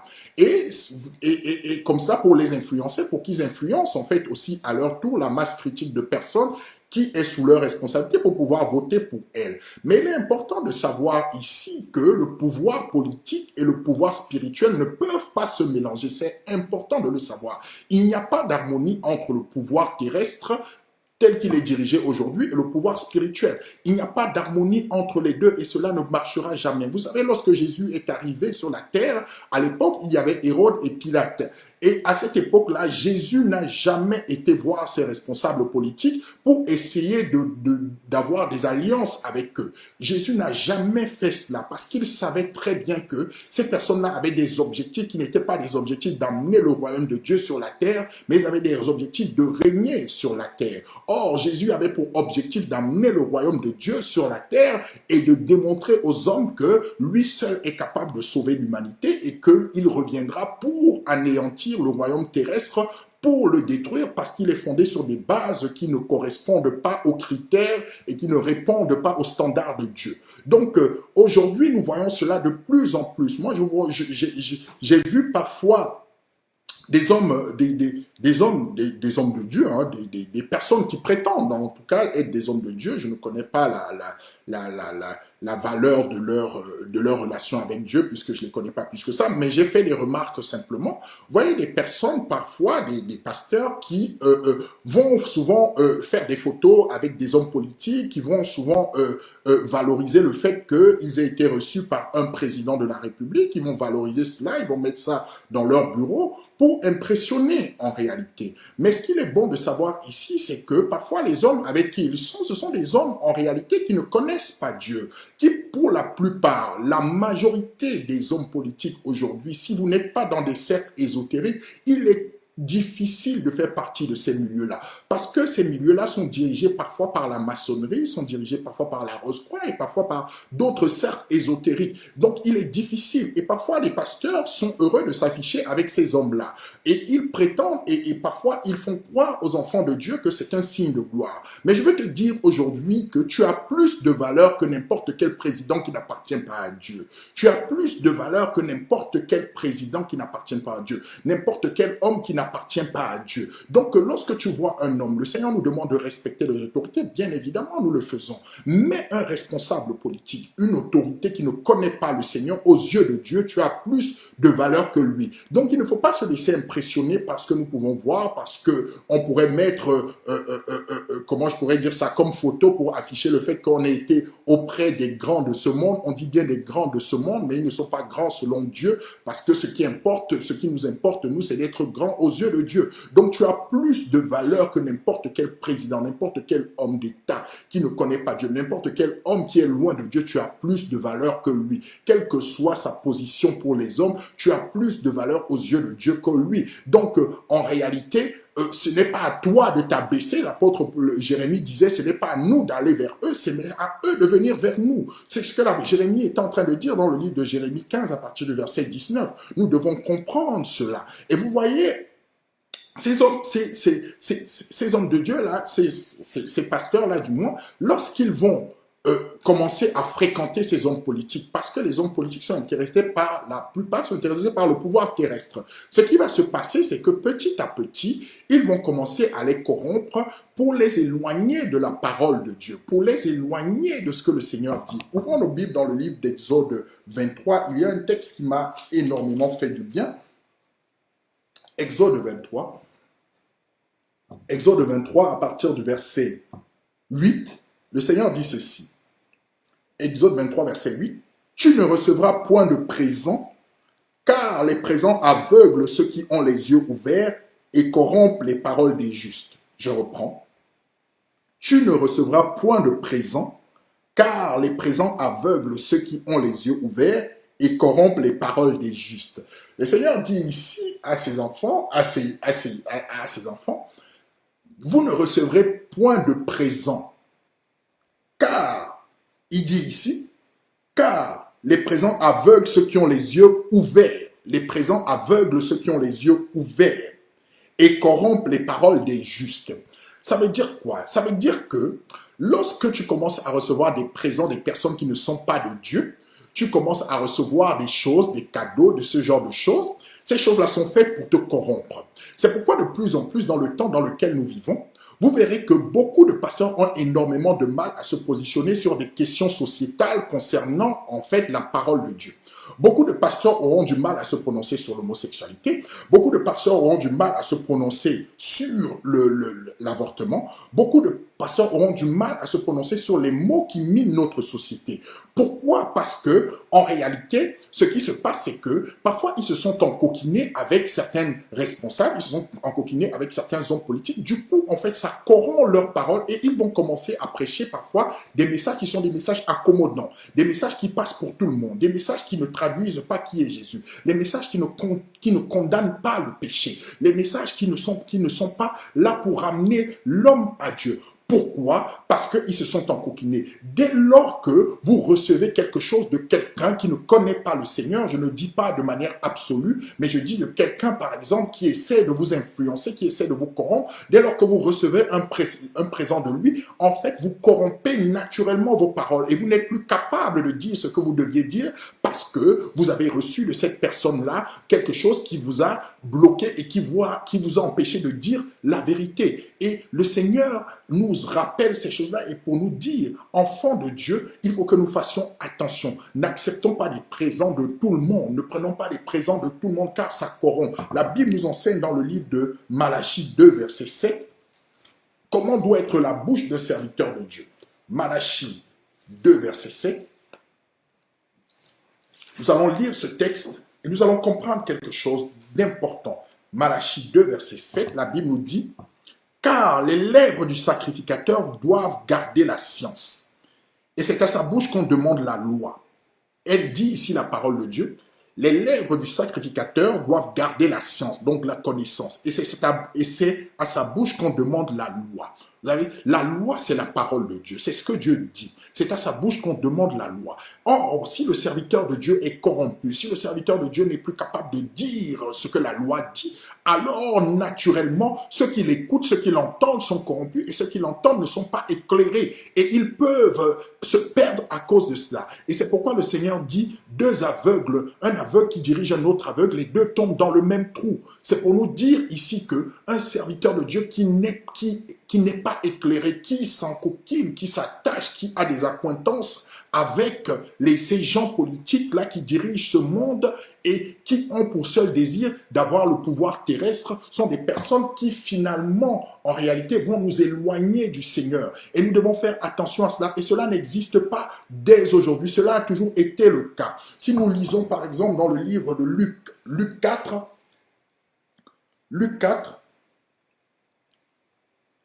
nous allons voir ici que le diable n'a pas changé de tactique, il n'a pas changé de technique.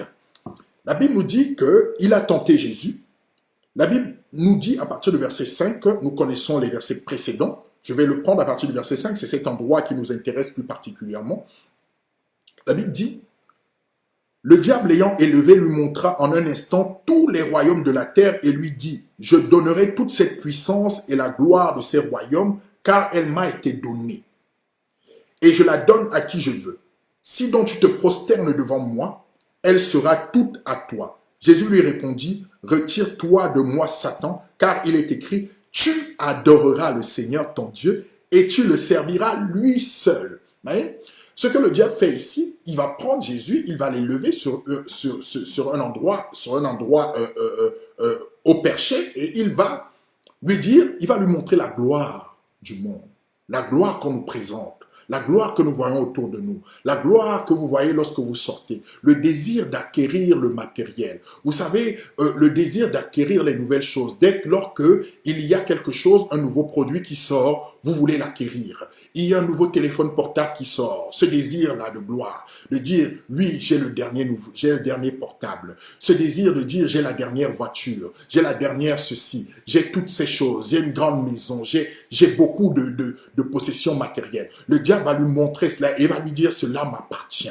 Et cela lui appartient réellement pendant que le Seigneur lui laisse encore le temps de vivre sur cette terre. Puisque la Bible nous dit dans Romains 16 au verset 20 que Dieu écrasera bientôt le diable. Il écrasera bientôt, mais tant qu'il n'est pas écrasé, cela lui appartient.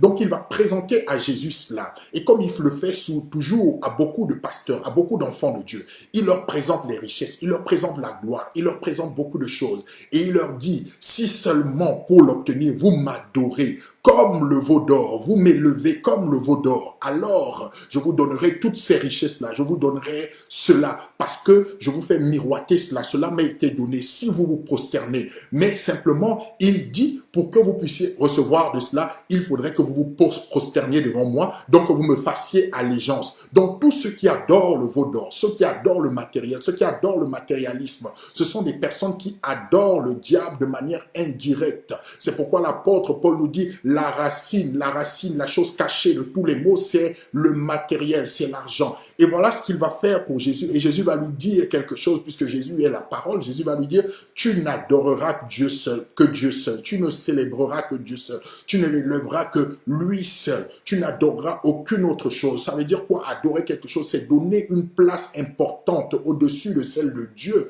à cette chose dans ta vie, dans ton cœur. Et le Seigneur Jésus dit ici, il n'y aura pas d'autre Dieu devant notre face que le Seigneur lui-même, que Dieu, le seul Dieu qui nous a créés, le seul Dieu qui nous a donné la vie, on n'adorera aucune autre chose. Et maintenant, parfois tu peux penser que adorer, c'est aussi là où le diable est futé du moins. Nous avons une image de l'adoration. Nous pensons qu'adorer, c'est aller se prosterner devant une statuette, c'est commencer à la célébrer. Mais non, ce n'est pas cela, adorer. Adorer, c'est prendre, c'est donner à quelque chose une place au-dessus de Dieu dans nos cœurs. C'est-à-dire que cette chose-là a une telle importance dans nos cœurs que ça finit, lorsque nous ne l'avons pas, ça finit par nous détruire de l'intérieur et nous nous posons des questions, nous luttons, nous combattons pour l'avoir, nous faisons tout pour pouvoir l'avoir. Et voilà comment le diable veut essayer de tenter Jésus ici. Et c'est ce qu'il fait avec les serviteurs de Dieu. Il fait cela avec les serviteurs de Dieu pour les éloigner de la présence de Dieu, pour les éloigner de la parole véritable. Donc il va leur proposer des choses, il va leur proposer beaucoup de choses. Et ce qui va faire que on va voir apparaître dans l'Église, certains sont des serviteurs, certains ne sont pas des serviteurs, puisque parmi nous aussi, la Bible nous dit qu'il y a des loups déguisés en agneaux. Certains sont des serviteurs qui aimaient Dieu, mais qui, petit à petit, à cause des richesses, à cause de vouloir posséder du matériel, s'écartent de la mission à laquelle Dieu les avait appelés. Et vous allez voir que dans l'Église, maintenant, ce qui va apparaître maintenant, c'est ce qu'on va appeler les marchands du temple. Les marchands du temple, c'est quoi? Ce sont des personnes qui vont entrer dans l'Église de Dieu et qui vont commencer à commercer dans cette Église, qui vont commencer à corrompre l'Église. Vous voyez, ils vont commencer à vous vendre des bouteilles d'huile, ils vont commencer à vous vendre de l'eau, ils vont commencer à vous vendre toute espèce de choses venant d'autres pays, d'Israël, des choses comme ça.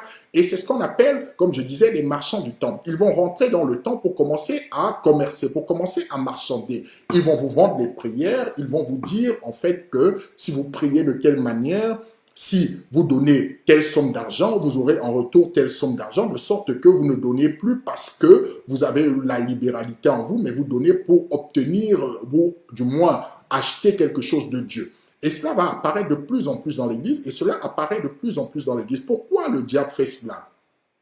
C'est pour dénigrer en fait l'œuvre de Dieu, c'est pour dénigrer le monde, le travail de Dieu. Vous savez, beaucoup de personnes aujourd'hui païennes vont vous dire que tous les pasteurs sont tous les mêmes, ce sont tous des arnaqueurs, ce sont tous des escrocs, mais ce n'est pas vrai à la vérité. C'est le diable qui utilise cela pour créer la confusion. Oui, il y a des faux pasteurs, oui, il y a des escrocs, oui, il y a des malhonnêtes, oui, il y en aura de plus en plus, mais tous ne sont pas comme ça. Et nous devons être de ceux qui ne sont pas comme ça. Nous ne sommes pas des marchands du temple. Pourquoi? Parce que le diable veut faire introduire dans l'église de Dieu l'obscurité pour que les gens, en fait, qui sont déçus dans le monde ne puissent pas voir la lumière du côté de l'église. Donc, il va pousser les pasteurs à avoir des comportements qui sont des comportements qui s'attachent à la possession matérielle, qui s'attachent à toujours vouloir de l'argent, qui s'attachent à escroquer les fidèles, qui s'attachent à, comment je pourrais dire ça, à estorquer les fidèles, pour que le nom du Seigneur soit dénigré. Mais béni soit le Seigneur que malgré les ténèbres, la lumière, les ténèbres ne pourront jamais envahir la lumière. Cela est impossible et cela ne se fera jamais. Malgré, oui, ces pasteurs qui pilulent aujourd'hui sur le net, qui pilulent un peu partout, cela ne se fera jamais parce que Dieu a réservé, comme il pouvait le dire à Élie. Élie a dit au Seigneur une fois, Jézabel a tué tous les prophètes. Le Seigneur dit, et il dit au Seigneur, je suis resté le seul. Et le Seigneur lui dit, ne t'inquiète pas, j'ai réservé 7000 hommes qui n'ont point fléchi le genou devant Jézabel. Et nous devons faire partie de ces 7000 hommes qui n'ont point fléchi le genou devant la tentation de vivre l'Église telle qu'elle se présente aujourd'hui, d'être des marchands du temple, d'être séduits par le diable. Pourquoi nous ne devons pas être séduits? Parce qu'il en va de notre salut, il en va de l'image de Dieu. Nous devons être à l'image de Dieu. Je vais simplement lire aussi le livre de 2 Rois, 2 Rois 5, 2 Rois 5 à partir du verset 15 pour nous montrer un peu comment le diable essaie de détruire l'Église de l'intérieur. Il essaie de détruire l'Église par l'argent. Il essaie d'amener ce mal qui fait tant de dégâts dans le monde. Il essaie de l'introduire aussi dans l'Église pour que l'Église soit affaiblie. 2 Rois 5 à partir du verset 15. Nous connaissons l'histoire d'un officier syrien qui était atteint de lèpre et il cherchait la guérison et le serviteur du Seigneur, en l'occurrence ici, le serviteur de Dieu Élisée, va prier pour lui et va lui demander en fait d'aller se plonger dans le Jourdain un certain nombre de fois. Et au départ, il va être réticent parce qu'il va regarder sa position de général et va se dire il ne peut pas se souiller en allant se plonger dans les eaux du Jourdain. Et il disait qu'en Syrie, il y avait beaucoup d'autres fleuves qui étaient beaucoup plus importants que le Jourdain. Donc, il va un peu manifester de la réticence et un peu de mépris vis-à-vis du serviteur de Dieu. Mais cependant, comme il voulait la guérison, il était un peu obligé parce que ses serviteurs lui avaient fait... comment je pourrais dire ça, l'avait ramené à la raison en lui disant, mais si c'est le prix à payer pour ta guérison, fais-le quand même. Et voilà ce qui va se passer ici. La Bible nous dit à partir du verset 15, Naaman retourna vers l'homme de Dieu avec toute sa suite. Lorsqu'il fut arrivé, il se présenta devant lui et dit, voici, je reconnais qu'il n'y a point de Dieu sur toute la terre, si ce n'est en Israël. Et maintenant, accepte, je te prie, un présent de la part de ton serviteur. Élisée répondit, l'Éternel dont je suis le serviteur est vivant. Je n'accepterai pas Naaman, je n'accepterai pas. Naaman le pressa d'accepter, mais il refusa. Alors Naaman dit, puisque tu refuses, permets que l'on donne de la terre à ton serviteur une charge de 2 mulets, car ton serviteur ne veut plus offrir à d'autres dieux ni holocauste, ni sacrifice. Il n'en offrira qu'à l'Éternel.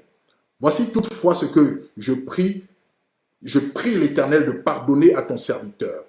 Quand mon maître entre dans la maison de Rimon pour s'y prosterner et qu'il s'appuie sur ma main, je me prosterne aussi dans la maison de Rimon. Veuille, Éternel, pardonner à ton serviteur lorsque je me prosternerai dans la maison de Rimon. Élisée dit, va en paix. Lorsque Naaman eut quitté et qu'il fut à une certaine distance, Géasi, serviteur d'Élisée, homme de Dieu, dit en lui-même, voici mon maître a ménagé Naaman, ce Syrien, en n'acceptant pas de sa main ce qu'il avait apporté. L'Éternel est vivant, je vais courir après lui et j'en obtiendrai quelque chose. Et Géasi courut après Naaman. Naaman, le voyant courir après lui, descendit de son char pour aller à sa rencontre et dit, tout va-t-il bien? Il répondit, tout va bien. Mon maître m'envoie te dire, voici, il vient d'arriver chez moi 2 jeunes gens de la montagne d'Éphraïm, d'entre les fils des prophètes. Donne pour eux, je te prie, 1 talent d'argent et 2 vêtements de rechange. Naaman dit, consent à prendre 2 talents. Il le pressa et il serra 2 talents d'argent dans 2 sacs, donna 2 habits de rechange et les fit porter devant Géasi par 2 de ses serviteurs. Arrivé à la colline, Géasi les prit de leurs mains et les déposa dans la maison. Et il renvoya ces gens qui partirent. Puis il alla se présenter à son maître. Élisée lui dit, d'où viens-tu, Géasi? Il répondit, ton serviteur n'est allé ni d'un côté ni d'un autre. Mais Élisée lui dit, mon esprit n'était pas absent lorsque cet homme a quitté son char pour venir à ta rencontre. Est-ce le temps de prendre l'argent et de prendre des vêtements, puis des oliviers, des vignes, des brebis, des bœufs, des serviteurs et des servantes? La lèpre de Naaman s'attachera à toi et à ta postérité pour toujours. Et Géasi sortit de la présence d'Élisée avec une lèpre comme la neige. Vous voyez, voilà un serviteur de Dieu digne, un serviteur de Dieu qui va accomplir ce que Dieu lui demandait d'accomplir pour accorder un bienfait à une personne. Et ce serviteur de Dieu, Élisée, a un serviteur qui a à son service aussi, qui l'aide aussi dans sa tâche, qui s'appelle Géasi. Et il arrive devant Naaman, Naaman va lui proposer en fait de lui donner un présent comme pour le remercier de ce qu'il avait fait. Or, le serviteur de Dieu savait très bien qu'il avait fait gratuitement et que ce n'est pas lui qui l'avait fait, que c'était Dieu qui l'avait fait. Et il connaissait l'intention de cet homme-là. Vous savez, parfois, certaines personnes peuvent se repentir, mais leur cœur n'est pas totalement sincère, leur cœur n'est pas totalement vrai. Et donc, Élisée, sachant un peu ce qui se passait dans cet homme-là va lui proposer, en fait, comment je pourrais dire ça, cette offrande-là, comme pour pouvoir soudoyer ce qu'il avait fait, en fait, comme pour pouvoir dire, bon, là, j'ai été guéri, mais je t'ai donné en retour cela, comme s'il marchandait quelque chose. Et le serviteur de Dieu va refuser, il va dire non. Pourquoi? Parce que nous ne devons pas accepter tous les présents. Vous voyez, dans le monde, ils ont l'habitude de dire que l'argent n'a pas d'odeur. Ça, c'est dans le monde, mais ce n'est pas vrai spirituellement parlant. Ce n'est pas vrai spirituellement parlant.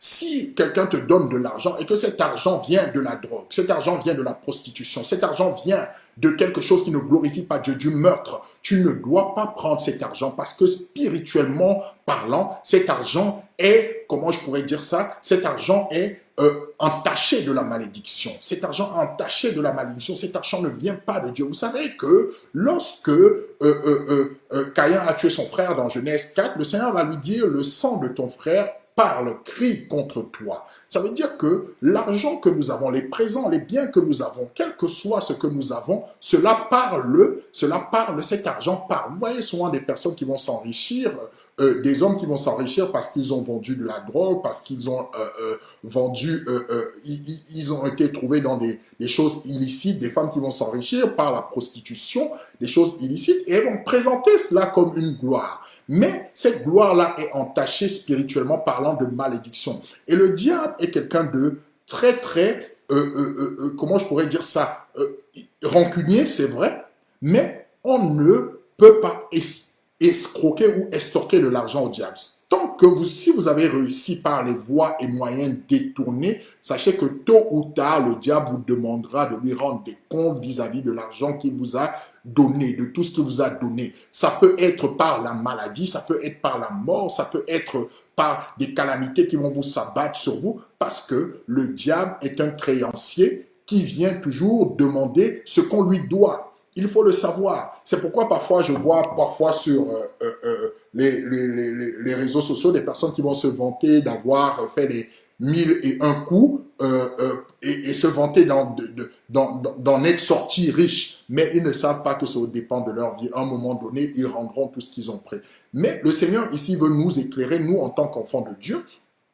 Le Seigneur veut nous dire ici, faisons attention à ces choses-là. Parce que le monde dans lequel nous vivons est un monde matérialiste. Et ne voilà-t-il pas que le serviteur d'Élisée va aller chercher cet argent-là. Il va aller voir Naaman, il va lui dire, mon serviteur demande à ce que tu puisses lui envoyer une part, alors que c'est le même serviteur qui avait, le même maître qui avait dit non au préalable. Et lorsqu'il va prendre cet argent-là, il va penser que Dieu ne le voit pas. Il va penser que Dieu ne le connaît pas. De même, aujourd'hui, nous parlions tout à l'heure des marchands du temple. Ils pensent que Dieu ne les voit pas.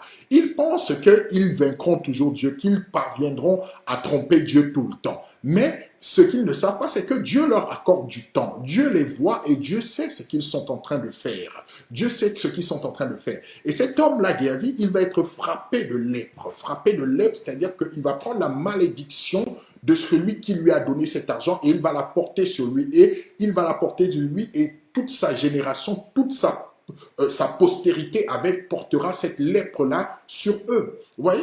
Donc c'est pour nous dire, de faire attention dans le monde dans lequel nous vivons. Ne soyons pas spirituellement légers, n'aspirons pas aux mêmes aspirations que le monde. Ne nous attachons pas à célébrer un veau d'or, parce que ce veau d'or-là sera détruit. Il sera détruit. Lisons simplement pour enfoncer le clou par rapport au fait que ce veau d'or-là sera détruit. Nous allons voir dans Exode 32, nous revenons dans notre texte, Exode 32, à partir du verset. Nous allons le prendre à partir du verset 19. David dit ceci. Et comme il approchait du camp, il vit le veau et les danses. On parle de Moïse. Moïse qui va descendre de la montagne, il va s'approcher du camp. La Bible nous dit, et comme il s'approchait du camp, il vit le veau et les danses. La colère de Moïse s'enflamma. Il jeta de ses mains les tables et les brisa au pied de la montagne. Il prit le veau qu'il avait fait et le brûla au feu. Il le réduisit en poudre, répandit cette poudre à la surface de l'eau et il fit boire des enfants d'Israël. Moïse dit à Aaron, « Que t'a fait ce peuple pour que tu l'aies laissé commettre un si grand péché ?» Aaron répondit, « Que la colère de mon Seigneur ne s'enflamme point.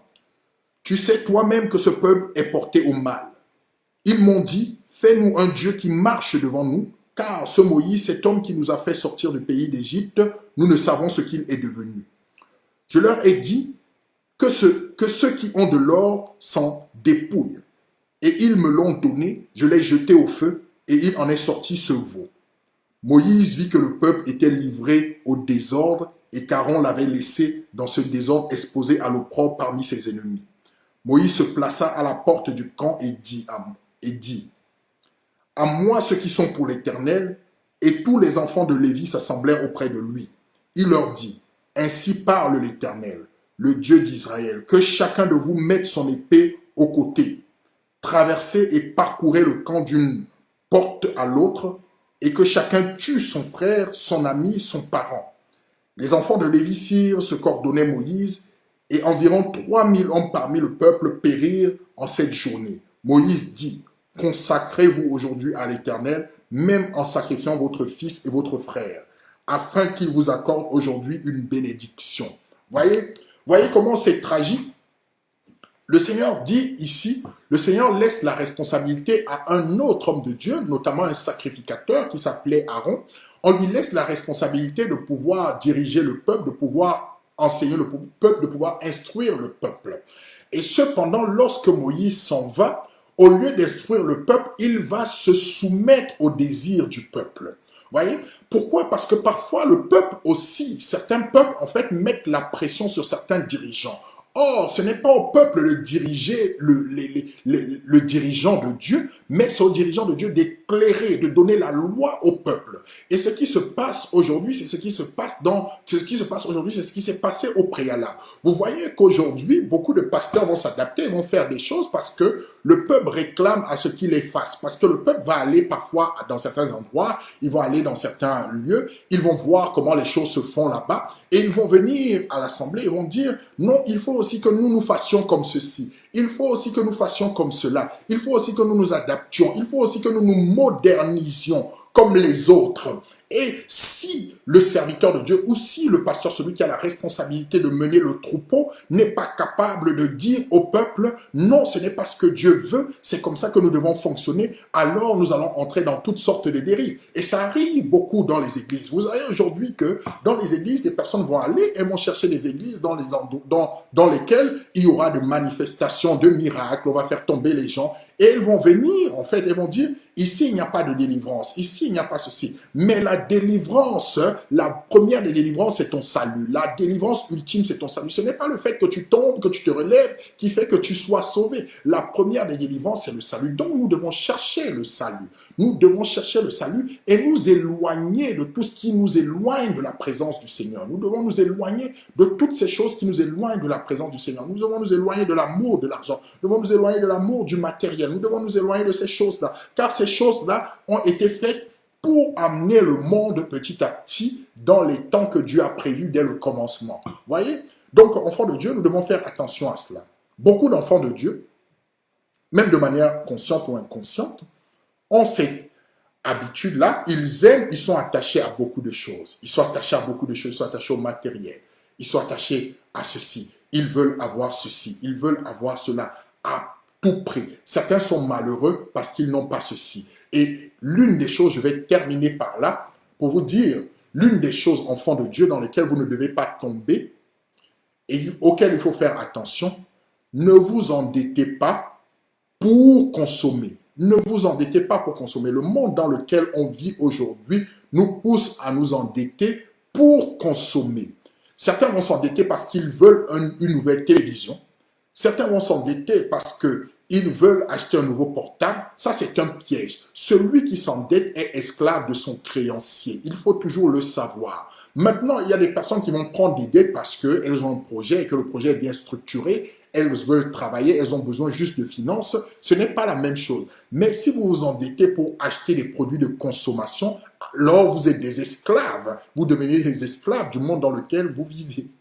Donc, il faut faire attention à cela. Le Seigneur nous dit, faisons attention à cela, vivons avec sagesse et intelligence. Le monde dans lequel nous vivons est amené à vivre comme cela parce qu'ils ont élevé le veau d'or comme leur Dieu. Alors, ils sont obligés de subir les conséquences et ils sont obligés de subir les demandes que le veau d'or leur impose à faire. Ils sont obligés de s'appauvrir, ils sont obligés de se soumettre, ils sont obligés de chercher le matériel, ils sont obligés de faire ces choses-là. Mais nous savons que notre demeure n'est pas d'ici-bas, elle est dans les cieux où le Dieu de gloire transformera le corps de notre humiliation en corps de gloire et nous serons auprès de lui car il a dit que vos cœurs ne se troublent point, soyez en paix, croyez en moi et croyez en Dieu. Je m'en vais auprès du Père vous préparer une place. Et lorsque je vous ai préparé une place, je reviendrai afin que là où je suis, vous y soyez, mais que vous soyez pour l'éternité. Alors, peuple de Dieu, soyez bénis ce matin, que le Seigneur nous fortifie, que le Seigneur nous encourage, que le Seigneur nous fasse du bien et que nous ne laissions pas l'ennemi nous faire dévier de notre trajectoire. Nous sommes dans une trajectoire divine,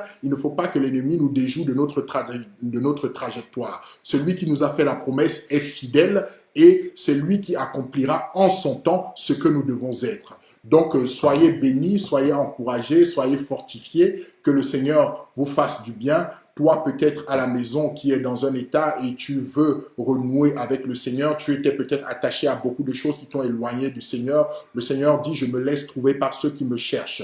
Prie simplement le Seigneur et demande au Seigneur sa grâce sur ta vie. Prie simplement le Seigneur afin qu'il veille sur toi. Il a dit, ne vous inquiétez pas du lendemain, car à chaque jour suffit sa peine. Ne t'inquiète pas de tes lendemains. Dieu saura te vêtir, Dieu saura te nourrir, Dieu saura prendre soin de toi parce qu'il est un père et parce que tu es un fils ou tu es une fille pour lui. Mais ne torture pas ton âme à vouloir t'enrichir sur la terre, car cela t'éloignera de la présence de Dieu. Cherche Dieu, cela est réservé aux hommes du monde, ces hommes qui cherchent systématiquement à tout prix à s'enrichir, qui sont prêts à vendre leur aide, qui sont prêts à vendre leur vie, qui sont prêts à se donner au diable, comme des personnes qui sont dans les sectes ésotériques, ils vendent leur âme au diable, comme des personnes qui vont se retrouver dans la prostitution, qui vont vendre leur corps pour pouvoir avoir de l'argent, comme des personnes qui vont se retrouver dans la drogue, qui vont vendre la vie, qui vont détruire la vie d'autres personnes pour pouvoir s'enrichir elles. Dieu les jugera chacun pour ces choses qu'ils ont commises. Mais pour nous, la malédiction ne nous est pas réservée, mais la vie éternelle et la vie avec abondance dans le royaume de Dieu. Donc, je veux simplement t'encourager. S'il y a quelque chose qui te bloque aujourd'hui, qui est un obstacle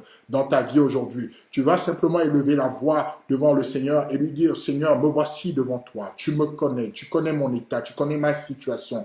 Tu sais que j'ai des luttes dans mon âme, mais je veux réellement que tu prennes le contrôle de ma vie, que je ne sois pas ballotté par tout vent de doctrine, mais que je m'attache réellement à toi, car tu es le pilier, tu es la pierre angulaire. Et ce que ta bouche dit, ta main l'accomplit dans ma vie. Je crois que ma vie est entre tes mains, je crois que c'est toi qui m'as choisi, je crois que c'est toi qui m'as appelé, je crois que tu prendras soin de moi. David pouvait dire, j'ai été jeune et j'ai vieilli, je n'ai jamais vu le juste mendier son pain ou sa postérité en faire autant. Donc le Seigneur veut te dire qu'il prend soin de toi, il te donne ce dont tu as besoin. Ne t'inquiète pas pour ton avenir est entre les mains de Dieu. Et la Bible te dit, si tu es avec Dieu, qui pourra être contre toi? Donc, sois béni ce matin, sois encouragé, sois fortifié, que le Seigneur te fasse du bien et que le Seigneur continue à t'encourager dans sa présence. Et nous nous disons à très bientôt par la grâce de Dieu, soyez bénis.